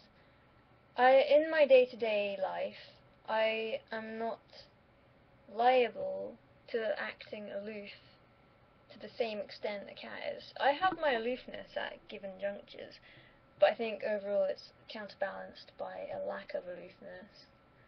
So I'd say no, I'm not a cat, due to my lack of aloof. Right now, England is treating me to a swath of grey all over my face via my window. It's not too cold, which I will give a thumbs up for. Thanks, England, for not being too cold. But last night you were a little bit too cold, weren't you? The day was quite nice, there was some sun, but then in the evening you just punched it home and I was a bit chilly, I must say. England, that wasn't a treat. I hope to be treated more by England in the coming months, owing to the fact it will soon be May, my favourite month. Overall, England is treating me at arm's length, and I can see a single magpie at the moment over there, which doesn't make me feel good. Fuck you, England. Fuck you. This camera is a Lifecam VX1000 that I got for free after opening a bank account. Not a great camera. The microphone in it is appalling. I use an external microphone. Wouldn't recommend it, but if it's cheaper than the others, I guess it's alright. You can see what it's doing, basically. And for my YouTube videos I use this, which is a Creative Vado HD, which isn't HD, it's 720p, but it's okay. It'll do me. I didn't know English accents had even the vaguest appeal to Australians, but I guess you learn something new every day. Vitamins, is that... okay, vitamins. Americans say... I don't know, what do they say? Australians say vitamins, I think. Is that right? Yogurt. That's funny to you, I suppose, if you say yogurt, or yogurt, then yogurt is a bit weird, kind of funny. I can appreciate that one. But book, really book, what is there to be said about that? I don't know, don't understand that. How do you say book? Maybe I'll go and ask you to say book. Maybe that's what I'll do. Okay, well, I don't tend to spend top dollar or anything approaching top dollar for graphics cards. I usually wait till later in their life cycle when they're slightly cheaper. I usually like to pay around £150 for a graphics card, and at the moment the thing that fits that is the 460, which is a good card. But I think I'd prefer to wait a few months, maybe a bit more, until the 560 or the 6950 go down in price. But I probably prefer to spring for the 6950 if it's moddable to the 6970 still, and is easy and with a very tiny number of brickable fences. But it's difficult for me to say at the moment because I'm not researching it myself, because I have no immediate need for it. That's just sort of general sourced information. So think about what you need and what is your budget, and if you can wait. All those things are very important. Yep, I sure would. I mean, it does depend slightly on the context. Do I have to kill this person to then eat them? If it's survival in that I have to kill them to eat them, probably not. But if there is a person who's dead and we're like, hey, that person's dead and we're quite hungry, I'd eat them then. Or if they got a bit sick maybe and it was for the best, maybe I'd eat them then. I have no problem with eating a human. All I know about Australia comes from the TV show called Neighbours, which you may have heard of. I don't think it's as big a deal over there as it is here. But I tuned in recently only to discover that Toadie is now a thin guy, which I don't like. I think the whole show is now wrong. Something is amiss, and it is Toadie's immeasurable weight. What else did I learn from Neighbours? There's lots of fires in Australia, lots of natural disasters that lead to lots of interesting relationships, let's just say. Everything that ever happens in Neighbours originates from some sort of natural disaster. That's my take on the whole show and the whole of Your Fine Land. I'm not really into Trainwreck. When they were playing, I might have been down in the giant pool, realizing I couldn't swim. The good bands that I was most excited to see about. What? That didn't make any sense. The bands I was most excited to see and the bands that I enjoyed the most were Rain, Daitro, Ossitot and Mort, don't know how you say that, Death by Stereo. They were the most fun. Eamon Ra as well. Eamon Ra were really good. Those are my favourites. Hello, I'm an American, and I'm an American that's about to point out a thing that you guys do, you Americans do, from the American's perspective, so that maybe it'll actually do something and change the way in which you refer to the British accent. The British accent does not exist. What do you think that is? There's England. That's what you mean, an English accent. There's Ireland, Scotland, and Wales. It just gets messy. You don't want to be referring to those people. You mean an English accent. And I see throughout the internet and throughout media, people refer to a British accent. It's silly. That doesn't exist. So, when you complete your English accent, I expect you to henceforth refer to it as such. Good job. I like abnormal psychology as long as it sticks within the realms of something in your brain's fucked and you have some form of difference that means that you do these things. I like that. I don't give a fuck about you were molested as a child, you had something burnt into you when you joined a clan at the age of 7, a sheep molested you. That was a little bit too hard, wasn't it? I can't take it back now, I'm not going to record it again. So yeah, as long as it doesn't get faggy. There's a picture I see get used on the internet from time to time. And it's a picture, I think it's a dual picture. I just tried to look for it and I couldn't find it with great immediacy, so I quit. Yeah, that's the way the homework's going. Also, so there's two pictures and it's of a horse in both instances. And in one, the horse is just happily running, and in the other, the horse is like magnificently tripped up and just sort of flailing, and it says something like, I don't know, I just love that picture. It's amazing. I hope that you have or will come across it at some point in your internet career. Internet stalking is a weird concept. Like, you're just looking at something people have put on the internet, or a person specifically has put on the internet. I do that. I don't feel like a stalker. Depends the extent to which you go, I suppose, but generally speaking, I think you're giving yourself a little bit too much credit, giving yourself the stalker moniker. But I'm glad you had fun at New Year's. Ain't New Year's swell? Actually had quite a nice New Year's. But generally, they're pretty unswell. So I said that, but then I realised and you're still talking. Such is the way. Weirdest, most impenetrable requests I think I've ever gotten. You get the regular requests that are, you know, I want to see your feet. Please show me your feet. Generally involving a smiley face of some description, just to, you know, it's not creepy, we're friends, I just want to see your feet. Smile. That's a regular conversation, and that's why they do that. But there's another one on here at the moment, show me your underarms. That makes a bit more sense to me. Like, maybe there's some sort of underarm fetish going on, or maybe they're just hoping to catch a glimpse of something else. Fine. I understand, I won't do it, because it's a bit weird. But this one, I don't know. I don't know if there's some sort of fetish thing there. It seems, if there is, it's a little bit broaching insanity. I think it's actually just like liking the idea that I would do that because this person has told me to do that. Please elaborate further if you can. Me either. This is the second time I've been called a bigot in a week.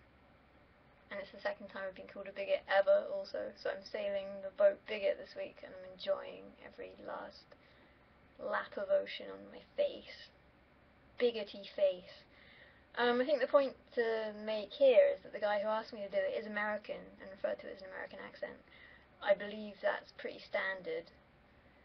However, in Britain, nobody would refer to the way I talk as a British accent. And also, throughout England, there are many different accents. It's just when you say British accent, if you mean the way I talk, that's not used here, so I consider it invalid.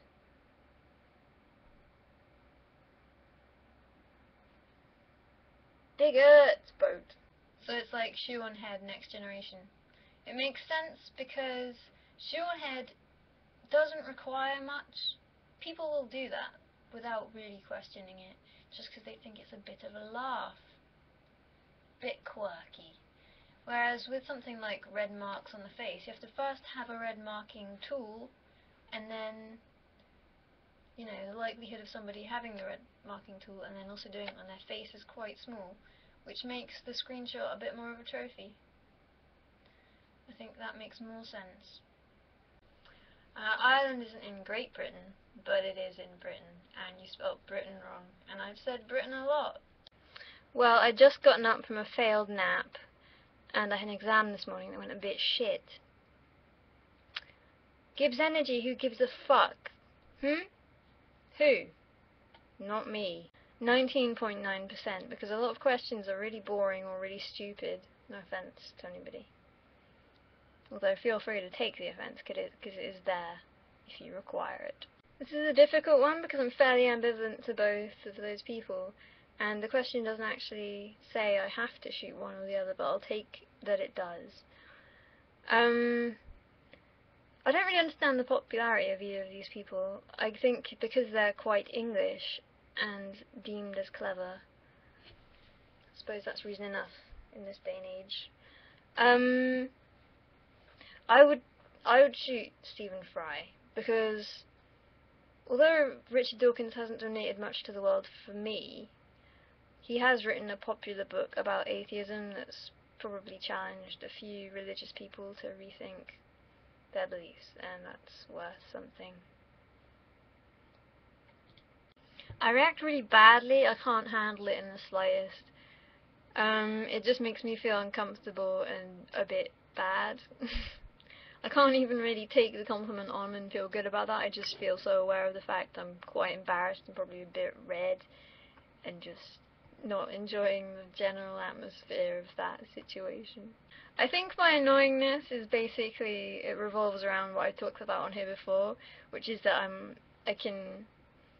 first of all, I can seem like I'm really angry when I'm not, but also I can take things very seriously when they're not supposed to be serious, and it can escalate situations to untowardness just because I'm unnecessarily bullshit about it.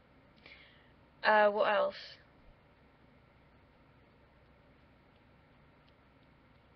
I know it's difficult for me to say because I'm around me all the time and used to everything. I'm just trying to think of things other people have said. So yeah, I think those are the main things that make me annoying. I try very hard not to have any of the small habits that I find annoying in other people, just because I'm so intolerant of it.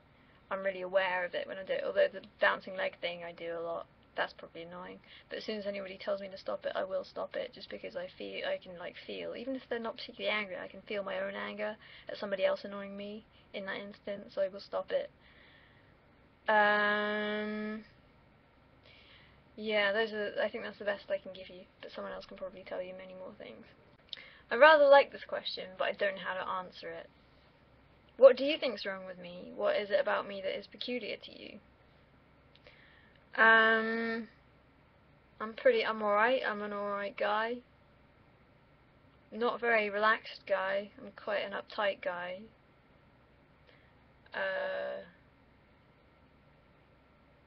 Tell me about my peculiarities, because I want to hear some shit about me. I think the most masturbatory experience outside of actually jerking off is probably reading a book that's been written about you. So I guess I'd pick that, but a statue of me would be pretty sweet too. So, depends how good the book is and where the statue is, I suppose.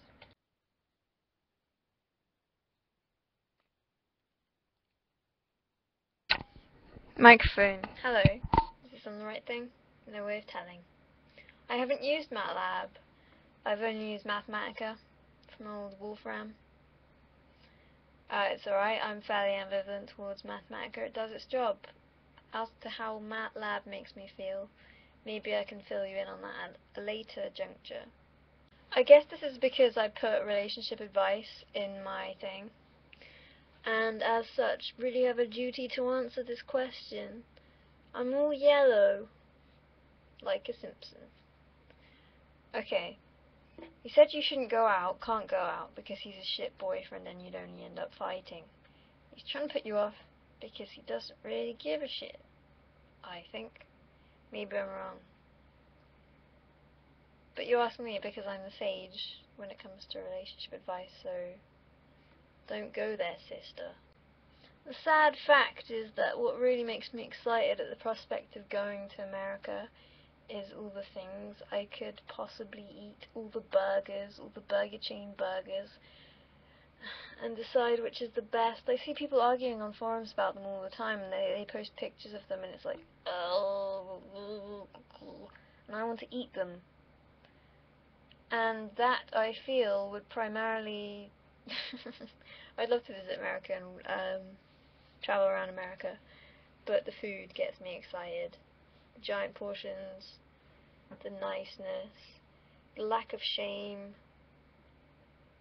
It's all attractive, and I will return 7 inches. But what about, you know, common decency?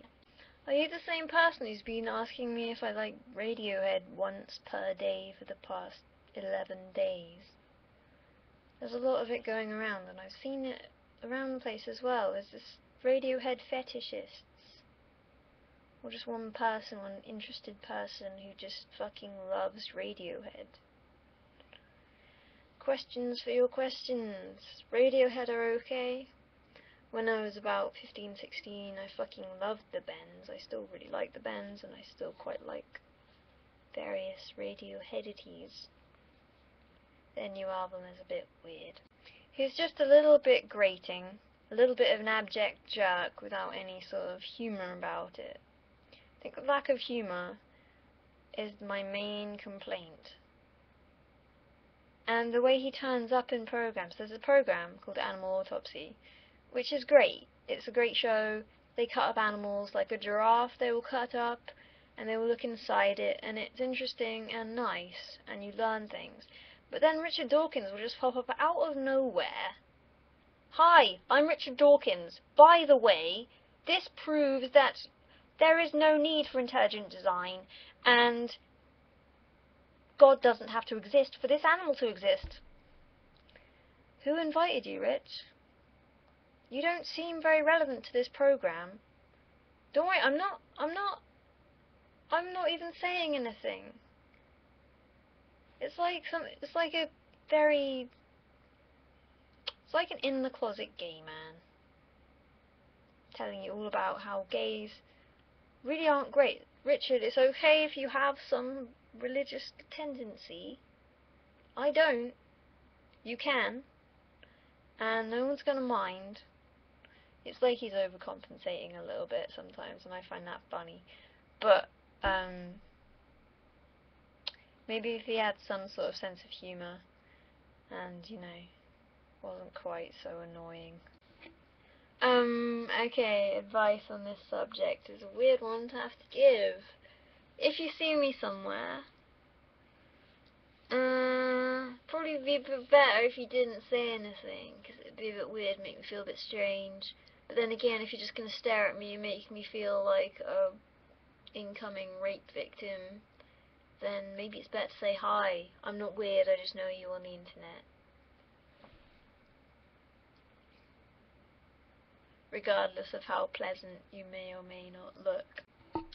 I think generally I lie in order to de-awkwardify or change tack in a conversation rather than any sort of malicious purpose. It's just a tool. I guess I lie to some people if I don't respect them and I'm bored with the conversation, and then I might just throw in a lie, an obscene lie, an absurd lie, and just see what happens. But even that, I'm more likely to just walk away.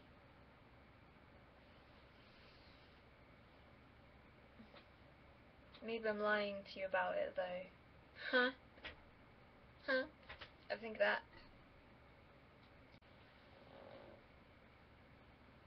Ugh. Hair. No hair. Even though I look unfortunate as fuck with no hair. No hair, I'll wear a hat daily. Some form of scarf. Tell people I've got cancer. Bullet dodged. Infinite cancer. Teeth are pretty expensive. Kind of a hassle to get replaced. Kinda no. Kinda shit. I'm really tired and should be doing some work right now. Some form of work and not this. Not this. Oh, I think you've wasted a shitload of time that you're never getting back. I think that time should have been divided up equally between numerous other worthy games, and not just funneled down the neck of Blizzard. That's what I think. Click, click, click, click. Maybe Gabe should get a VU and then you could ask him this question. Why have you said Gabe, huh? I ain't Gabe. I appreciate what you're saying though. I appreciate it wholeheartedly. And I'm slurring my words. Oh, Jesus, why am I doing this? Fuck! Continuing on the relevant path. Yes, episode 3 is greatly anticipated in every section of this head and heart, as previously mentioned. Heart is included. Ink heart. With heart. But Portal 3, 2 even, will be good. There ain't no doubting that. I find it difficult to even get excited about it though, just because I know it's going to be great.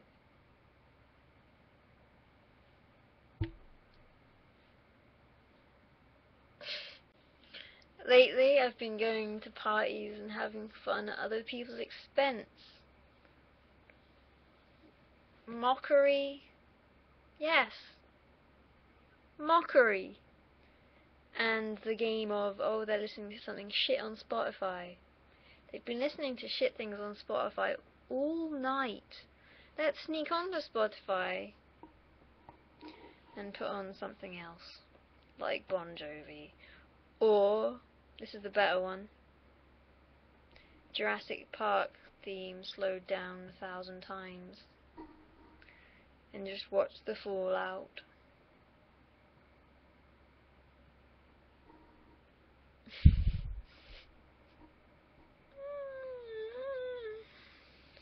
It's the truth.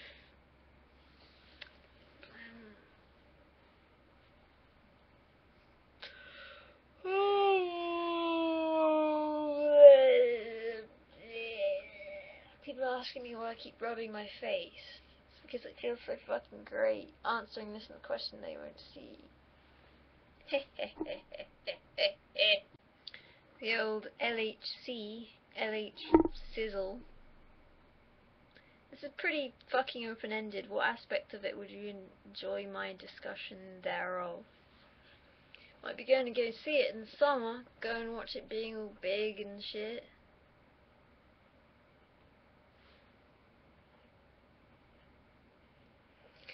LH Sizzle. My old friend. I'm not big on the Blizz. The MMO quest to take over the world isn't something I like. Something I also dislike. Even though I don't play StarCraft, something I abhor is their Battle.net system and the way they've regionified it. It makes no sense to me. That's what's annoying about it, and it's just ruined the competitive aspect for a lot of people, and that's really shitty, and just seems to be doing nothing other than shooting themselves in the foot slightly, when StarCraft is supposed to be, well, it's one of the most popular esports, the most popular esport in the world, so why have they done this? I don't know. Initially, I thought maybe it's just so people actually buy versions for every region, but I don't know how likely that is. I think it's more likely to put people off than it is to encourage them to buy more than one copy. So I've played some Dawn of War 2, very small amount, some StarCraft 1, very small amount, because real-time strategies are not my immediate cup of tea. They require some dedication that I'm just not willing to give, and I can't get over the initial hump, so I just back off. It's something in my future, I feel. It's something that I think I could apply myself to if I didn't have other things to apply myself to, so maybe when my degree is done, I'll play some RTS. So, none of this really answered your question. One day, maybe it will be StarCraft 2, if I ever find myself in that, over the hump. I'll probably play the new Diablo game. I think that's almost a certainty. But not much of an intimate personal connection with Blizzard. I think that water levels and escorting other humans are two of the most frustrating aspects of a possible video game, and when they combine, as they did in Resident Evil 4, where you had to take Ashley underwater, that, off the top of my head, was incredibly frustrating, so I'll just put that in here. That's my answer. The first issue is contentious even within my own brain, so I don't know how it is with you. It's evolved over the years. Now I drink a lot of Pepsi Max. I'll say that, to avoid confronting the issue. Star Wars or Lord of the Rings? Lord of the Rings. I like Star Wars. I think it's good. But Lord of the Rings is much further embedded into my soul. Gaming or sleeping? The thing about me and sleep is that if I don't have it, I very much can't enjoy life on any level. I'm a bit of a wreck in that regard. So my ideal situation is gaming during the time I should be asleep, and then sleeping during the time I should be awake. But that can only happen in the summer, really. And soon enough, never. Well, no. No, because I'm going to have a fucking great job that entirely fits around my own life and what I want to do. Yes, yes, yes, yes, yes. So, I didn't answer that question. Moving on. London or Brighton? London. Ketchup or mayo? Eesh! That's a dreadful dilemma. Both mixed. Haha. Definitely didn't avoid answering that question. Just cheated. I'll say mayo. Blonde or blue? Blonde for now, blue for back in the day. And Shaun of the Dead, because Hot Fuzz, for me, didn't hit that many buttons. Nor really did Shaun of the Dead, but when I watched it, I enjoyed it more. While I do have a massive light behind me that is the sun, what I'm more concerned about, other than problem sets, is that I have an exam on Monday about quantum mechanics, I have an exam on Tuesday about electromagnetic waves and optics, and I have a lab report due also on the Monday about the Hall effect in germanium. And problem sets. Oh, Jesus Christ. Jesus Christ. I don't know what it means to be too heavy for gravity, but I'll just assume you mean having a heavy head. I would obviously prefer to have gravity-defying arms, because you just have to hold them down by your sides and get pretty bulky. Whereas, if you had a really heavy head, it'd probably fuck your back up significantly. I don't know if I can get much bulkier than this. Like, but we'll see. Too young for what? I'm about to be 25.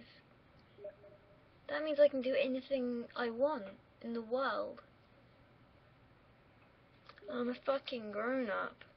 I liked Kenan and Kel, but I feel like, rather faggily, I got more out of Sabrina. Don't know why.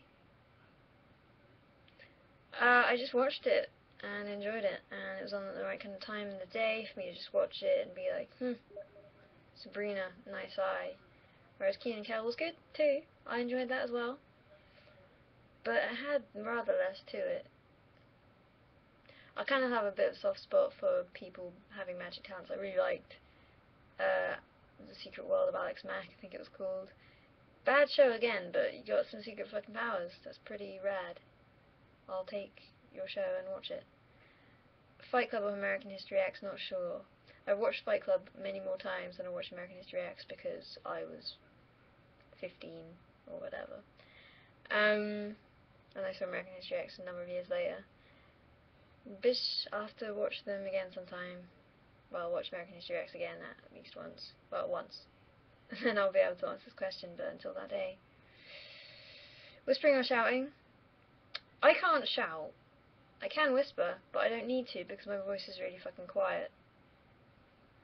So the intermediate stage, which is more close to whispering by a long way than it is to shouting, is the answer I will choose. Doesn't fit the frame. Being alone or being in a group depends entirely on what you are endeavouring to achieve and do on that particular day. Overall, throughout my life, on average, being on my own, but the group sessions are required to do some things that are fun. Blip! To some level, I like racing games like Dirt 2 and Grid, which have some level of realism. And I like the sort of unwieldy nature and how you actually have to be good at it and hone a skill and not just point in a direction and go there. But generally, I'm glad they exist in all their various forms. That's very interesting and nice and pleasing to me. How many people play, train simulators and stuff like that. I like it. But it's not for me, I don't think. Not that anyway. Maybe other things. I think if I try a game and I like it, that's retarded. I think it's quite possible for me to like any form of simulation game, though, as long as it isn't too homogenous, like driving a train for hours. Not cool. Don't do that. This is my procrastinatory time to do with what I will, which is this. Which is wasting time. Abyssal waste of time. Hello. And then you come plodding in with your doom. Thanks, hi. Nice doom you got there. I like your wares. Oh wait, no I don't. I was doing this to avoid eye contact with the Word document sitting quietly, impendingly in my taskbar. Hey. It's not okay. It's just not. Sure man, but just send over your sister first so that I have a model on which to show you. I don't really have an answer for this because I'm not really sure how I would answer it or if it's even a question. I just felt like it was important to recognize it as something worthy of response. Well, I guess I've got the anger in hand now, thanks to someone. Yeah, cool. Nice. But yeah, I will actually do it now. Maybe. I've got these.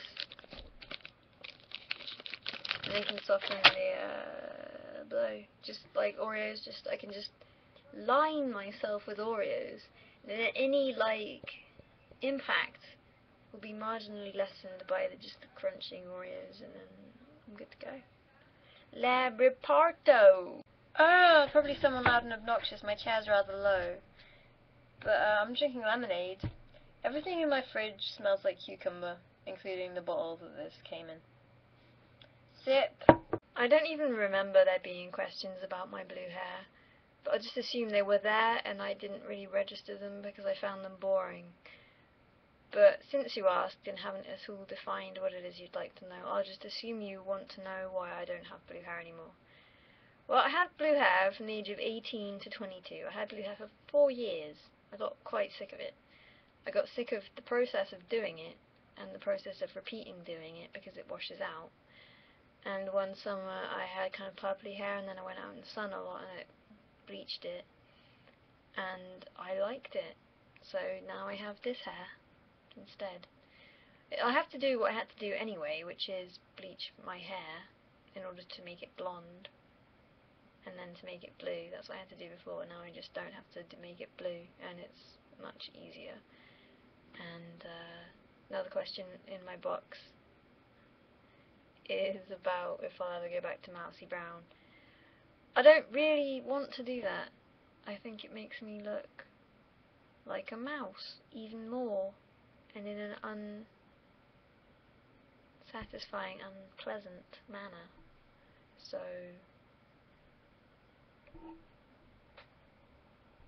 blonde for now. I mostly listen to gaming podcasts. I don't really do much else, although I am intrigued by Guardian Science Weekly and may check that out. So the podcasts I listen to, my favourite podcast ever is called Idle Thumbs. They have a great back catalogue of gaming podcasts that you can read, but unfortunately they stopped making podcasts because they all got successful or whatever, and now they can't do it. Other than that, what I was listening to the other day was the PC Gamer UK podcast. The American one is annoying, but the English one is sort of like listening to a bunch of TF2 nerds talking about a different game, and I quite enjoy that. Gamers with Jobs is another good one. I used to listen to a 1UP podcast, the only good one, but I can't remember what it's called, and it stopped existing about a year, 2 years ago or something. But yeah, I'd be very interested to hear any other podcast recommendations, even though I don't really have the time to listen to them. I sort of like to listen to podcasts when I'm drifting off to sleep, so I tend to miss most of what happens in them. But yeah, maybe in the summer I can do other podcast avenues. I can do them. Okay, you're very right in this. I do set high standards for others. From the get-go, before I even really know who they are, which is possibly not helpful for them and our further relationship if they fail to meet those standards. But alas. And the same it goes for me. I am horrible at beating myself up about everything.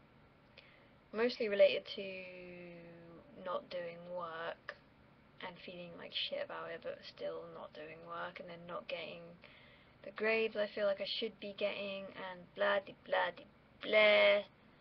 And if I'm a dick, I notice I'm being a dick, and I don't like that. Well, it depends the way in which I'm being a dick. If I'm being a dick to unnecessarily and to a person who does not deserve it, then I feel a recoil at that of my own self, and I notice it happening. So I try very hard to be someone I'd like. I try hard to be someone I'd like, and most of the time I think I do alright, but some of the time I notice that I don't. So all efforts go toward attempting to be wholly somebody I like all of the time. My brother had a gammy rib and had to have an operation on it in order to live past the age of 35. But his gammy rib was slightly different from mine in that his sternum went in like this. It's called pectus excavatum. I don't have that problem so much as just a bunch of ribs down here that like to sort of encroach on my organs for no discernible reason. If you have this same thing, you should go get that checked out and then see what they say and let me know. It might well be that I continue to ignore the fact and just assume it's NP, and that, you know, when I feel it grinding on shit, just ignore that. Yeah, do it. Thanks. I feel like the only time people like rain is if, well, should be, if they have things to do so that they don't feel like there's something better outside, because there's really, really not. There's just a lot of rain and it's cold on you and horrible and unpleasant. So when I have nothing to do, I would much prefer there to be some fucking sun going down. There are people who have, like, an unjustified sort of value in rain. They find value there because they don't ever have rain themselves. That's generally the only reason people like rain, because they don't get it very much. Or they're just masochists, I don't know. I mean, it's similar with me, because I feel the opposite way. I really fucking love the sun. I love it when it's super hot, because it hardly ever is. But I just feel like that's a much better way to live for everybody. Can't we just get rid of this fucking water from the sky? It's impinging on my lifestyle. Basically, no, and I like it like that. Not that I don't have a future. I'm sure I have a future. I just don't have the first idea what's going on in that future, and I prefer not to. I don't want to be the person who's envisioning themselves in the future doing this thing that they want to do, because I think that's the path to ruin. Just do what you feel like doing at the time. Don't think of it as such a linear progression, although it is. You just can't see what may come at you from any conceivable angle at any given moment in time. So just wait and see what happens. So I've already played a bit of Magicka. I played the demo. But I just want to say right now, nobody should buy me a game. And definitely nobody should buy me a game with the sort of preconception that I have to play them at that game if they buy it for me. I have a lot of games I want to play, and I don't want to feel any sort of responsibility in that realm, because that realm is quite aside from any responsibility. It should be entirely what I want to do at any given moment. So please don't buy it for me. It's a nice thought and everything, but I'll buy it when it's on sale. Last night I spent considerable amount of time, when I should have been asleep, reading a forum for heroin addicts. And I found out about something called acquirers, which are the middle ground between dealers and like recreational users. And they make a lot of money because said recreational users don't know dealers.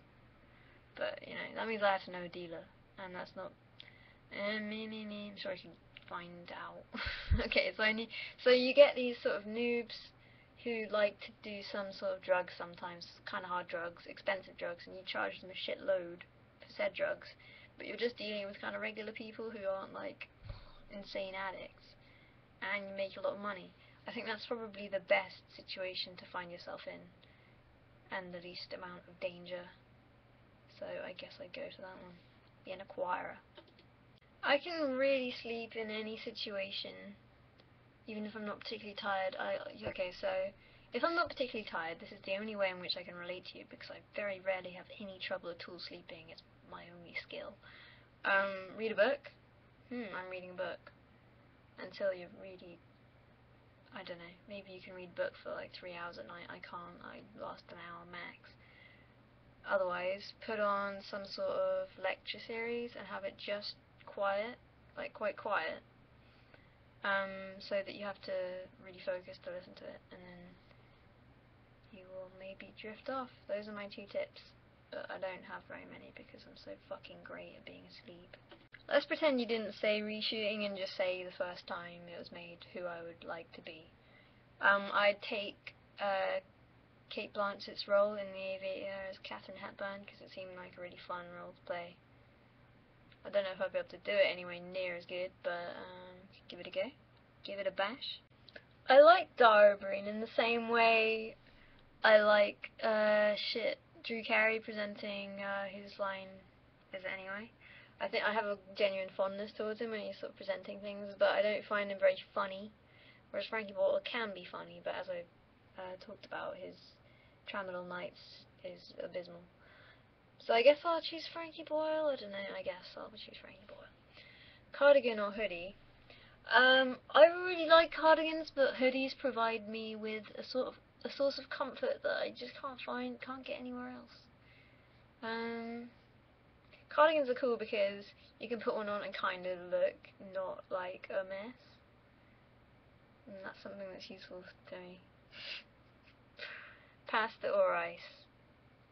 Rice. I hardly ever eat pasta unless you count noodles as pasta, like Japanese noodles-y-ness.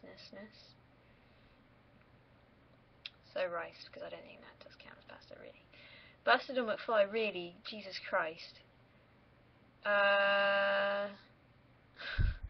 They're both as loathsome as each other. I'll say Busted, because I think they were first, and that sort of means something, maybe. I really liked Power Rangers a lot, but Teenage Mutant Ninja Turtles it had a better mythos to it, and I really liked, I don't know, I liked the whole living in the sewers, and I did like it, so I think I'll choose Teenage Mutant Ninja Turtles. Mario, Sonic, Running Out of Time, shit! I was a Sonic kid. Since then I obviously play Mario much more. Sonic 2 was great and I loved it, but I think maybe on the whole Mario has more to show. Red or blue? Blue! Jesus Christ, get off my back, will you? Yes, it's done. Although I did notice, as I was handing it in, 15 minutes before the deadline, that I'd forgotten entirely to do a conclusion and had to write it all up very quickly as people sort of attempted to distract me in the most dickish manner possible. I'll read some of it to you just to prove that it's done. Okay.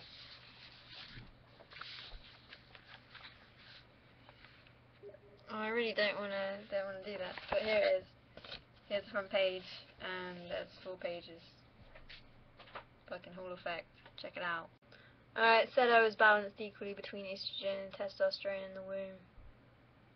But it's entirely based on the length of these 2 fingers. That whole page, nothing else you enter has any bearing on it. It's just talking about these.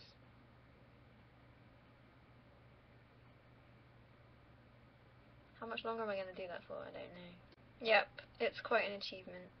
I feel like Wolfram Alpha as a website is going to be a big deal in the future. It started out not so hot, didn't quite do what everyone hoped it would do, but it's definitely heading more in that direction and is very intriguing to me. Plus, Mr. Wolfram is massively dickish in how much smartness he is hogging over there in his brain. What a dick. Second time I've been asked this on the internet. Pretty insane. But I'm gonna answer because you're a chick and we don't get many of those in these parts. So I used this stuff, which is like really cheap.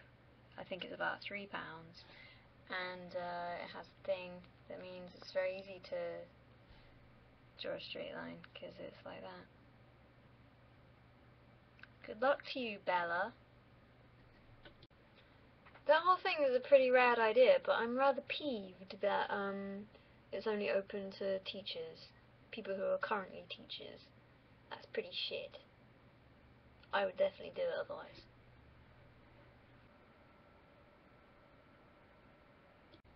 I heard about Charlie Sheen's live Ustream show about an hour before it happened, and I put it up on my second monitor. I was anticipating it happily. I was excited to see what he would do after his humorous interviews and such like. Unfortunately, I was gravely disappointed in the complete lack of funny and just really odd setup.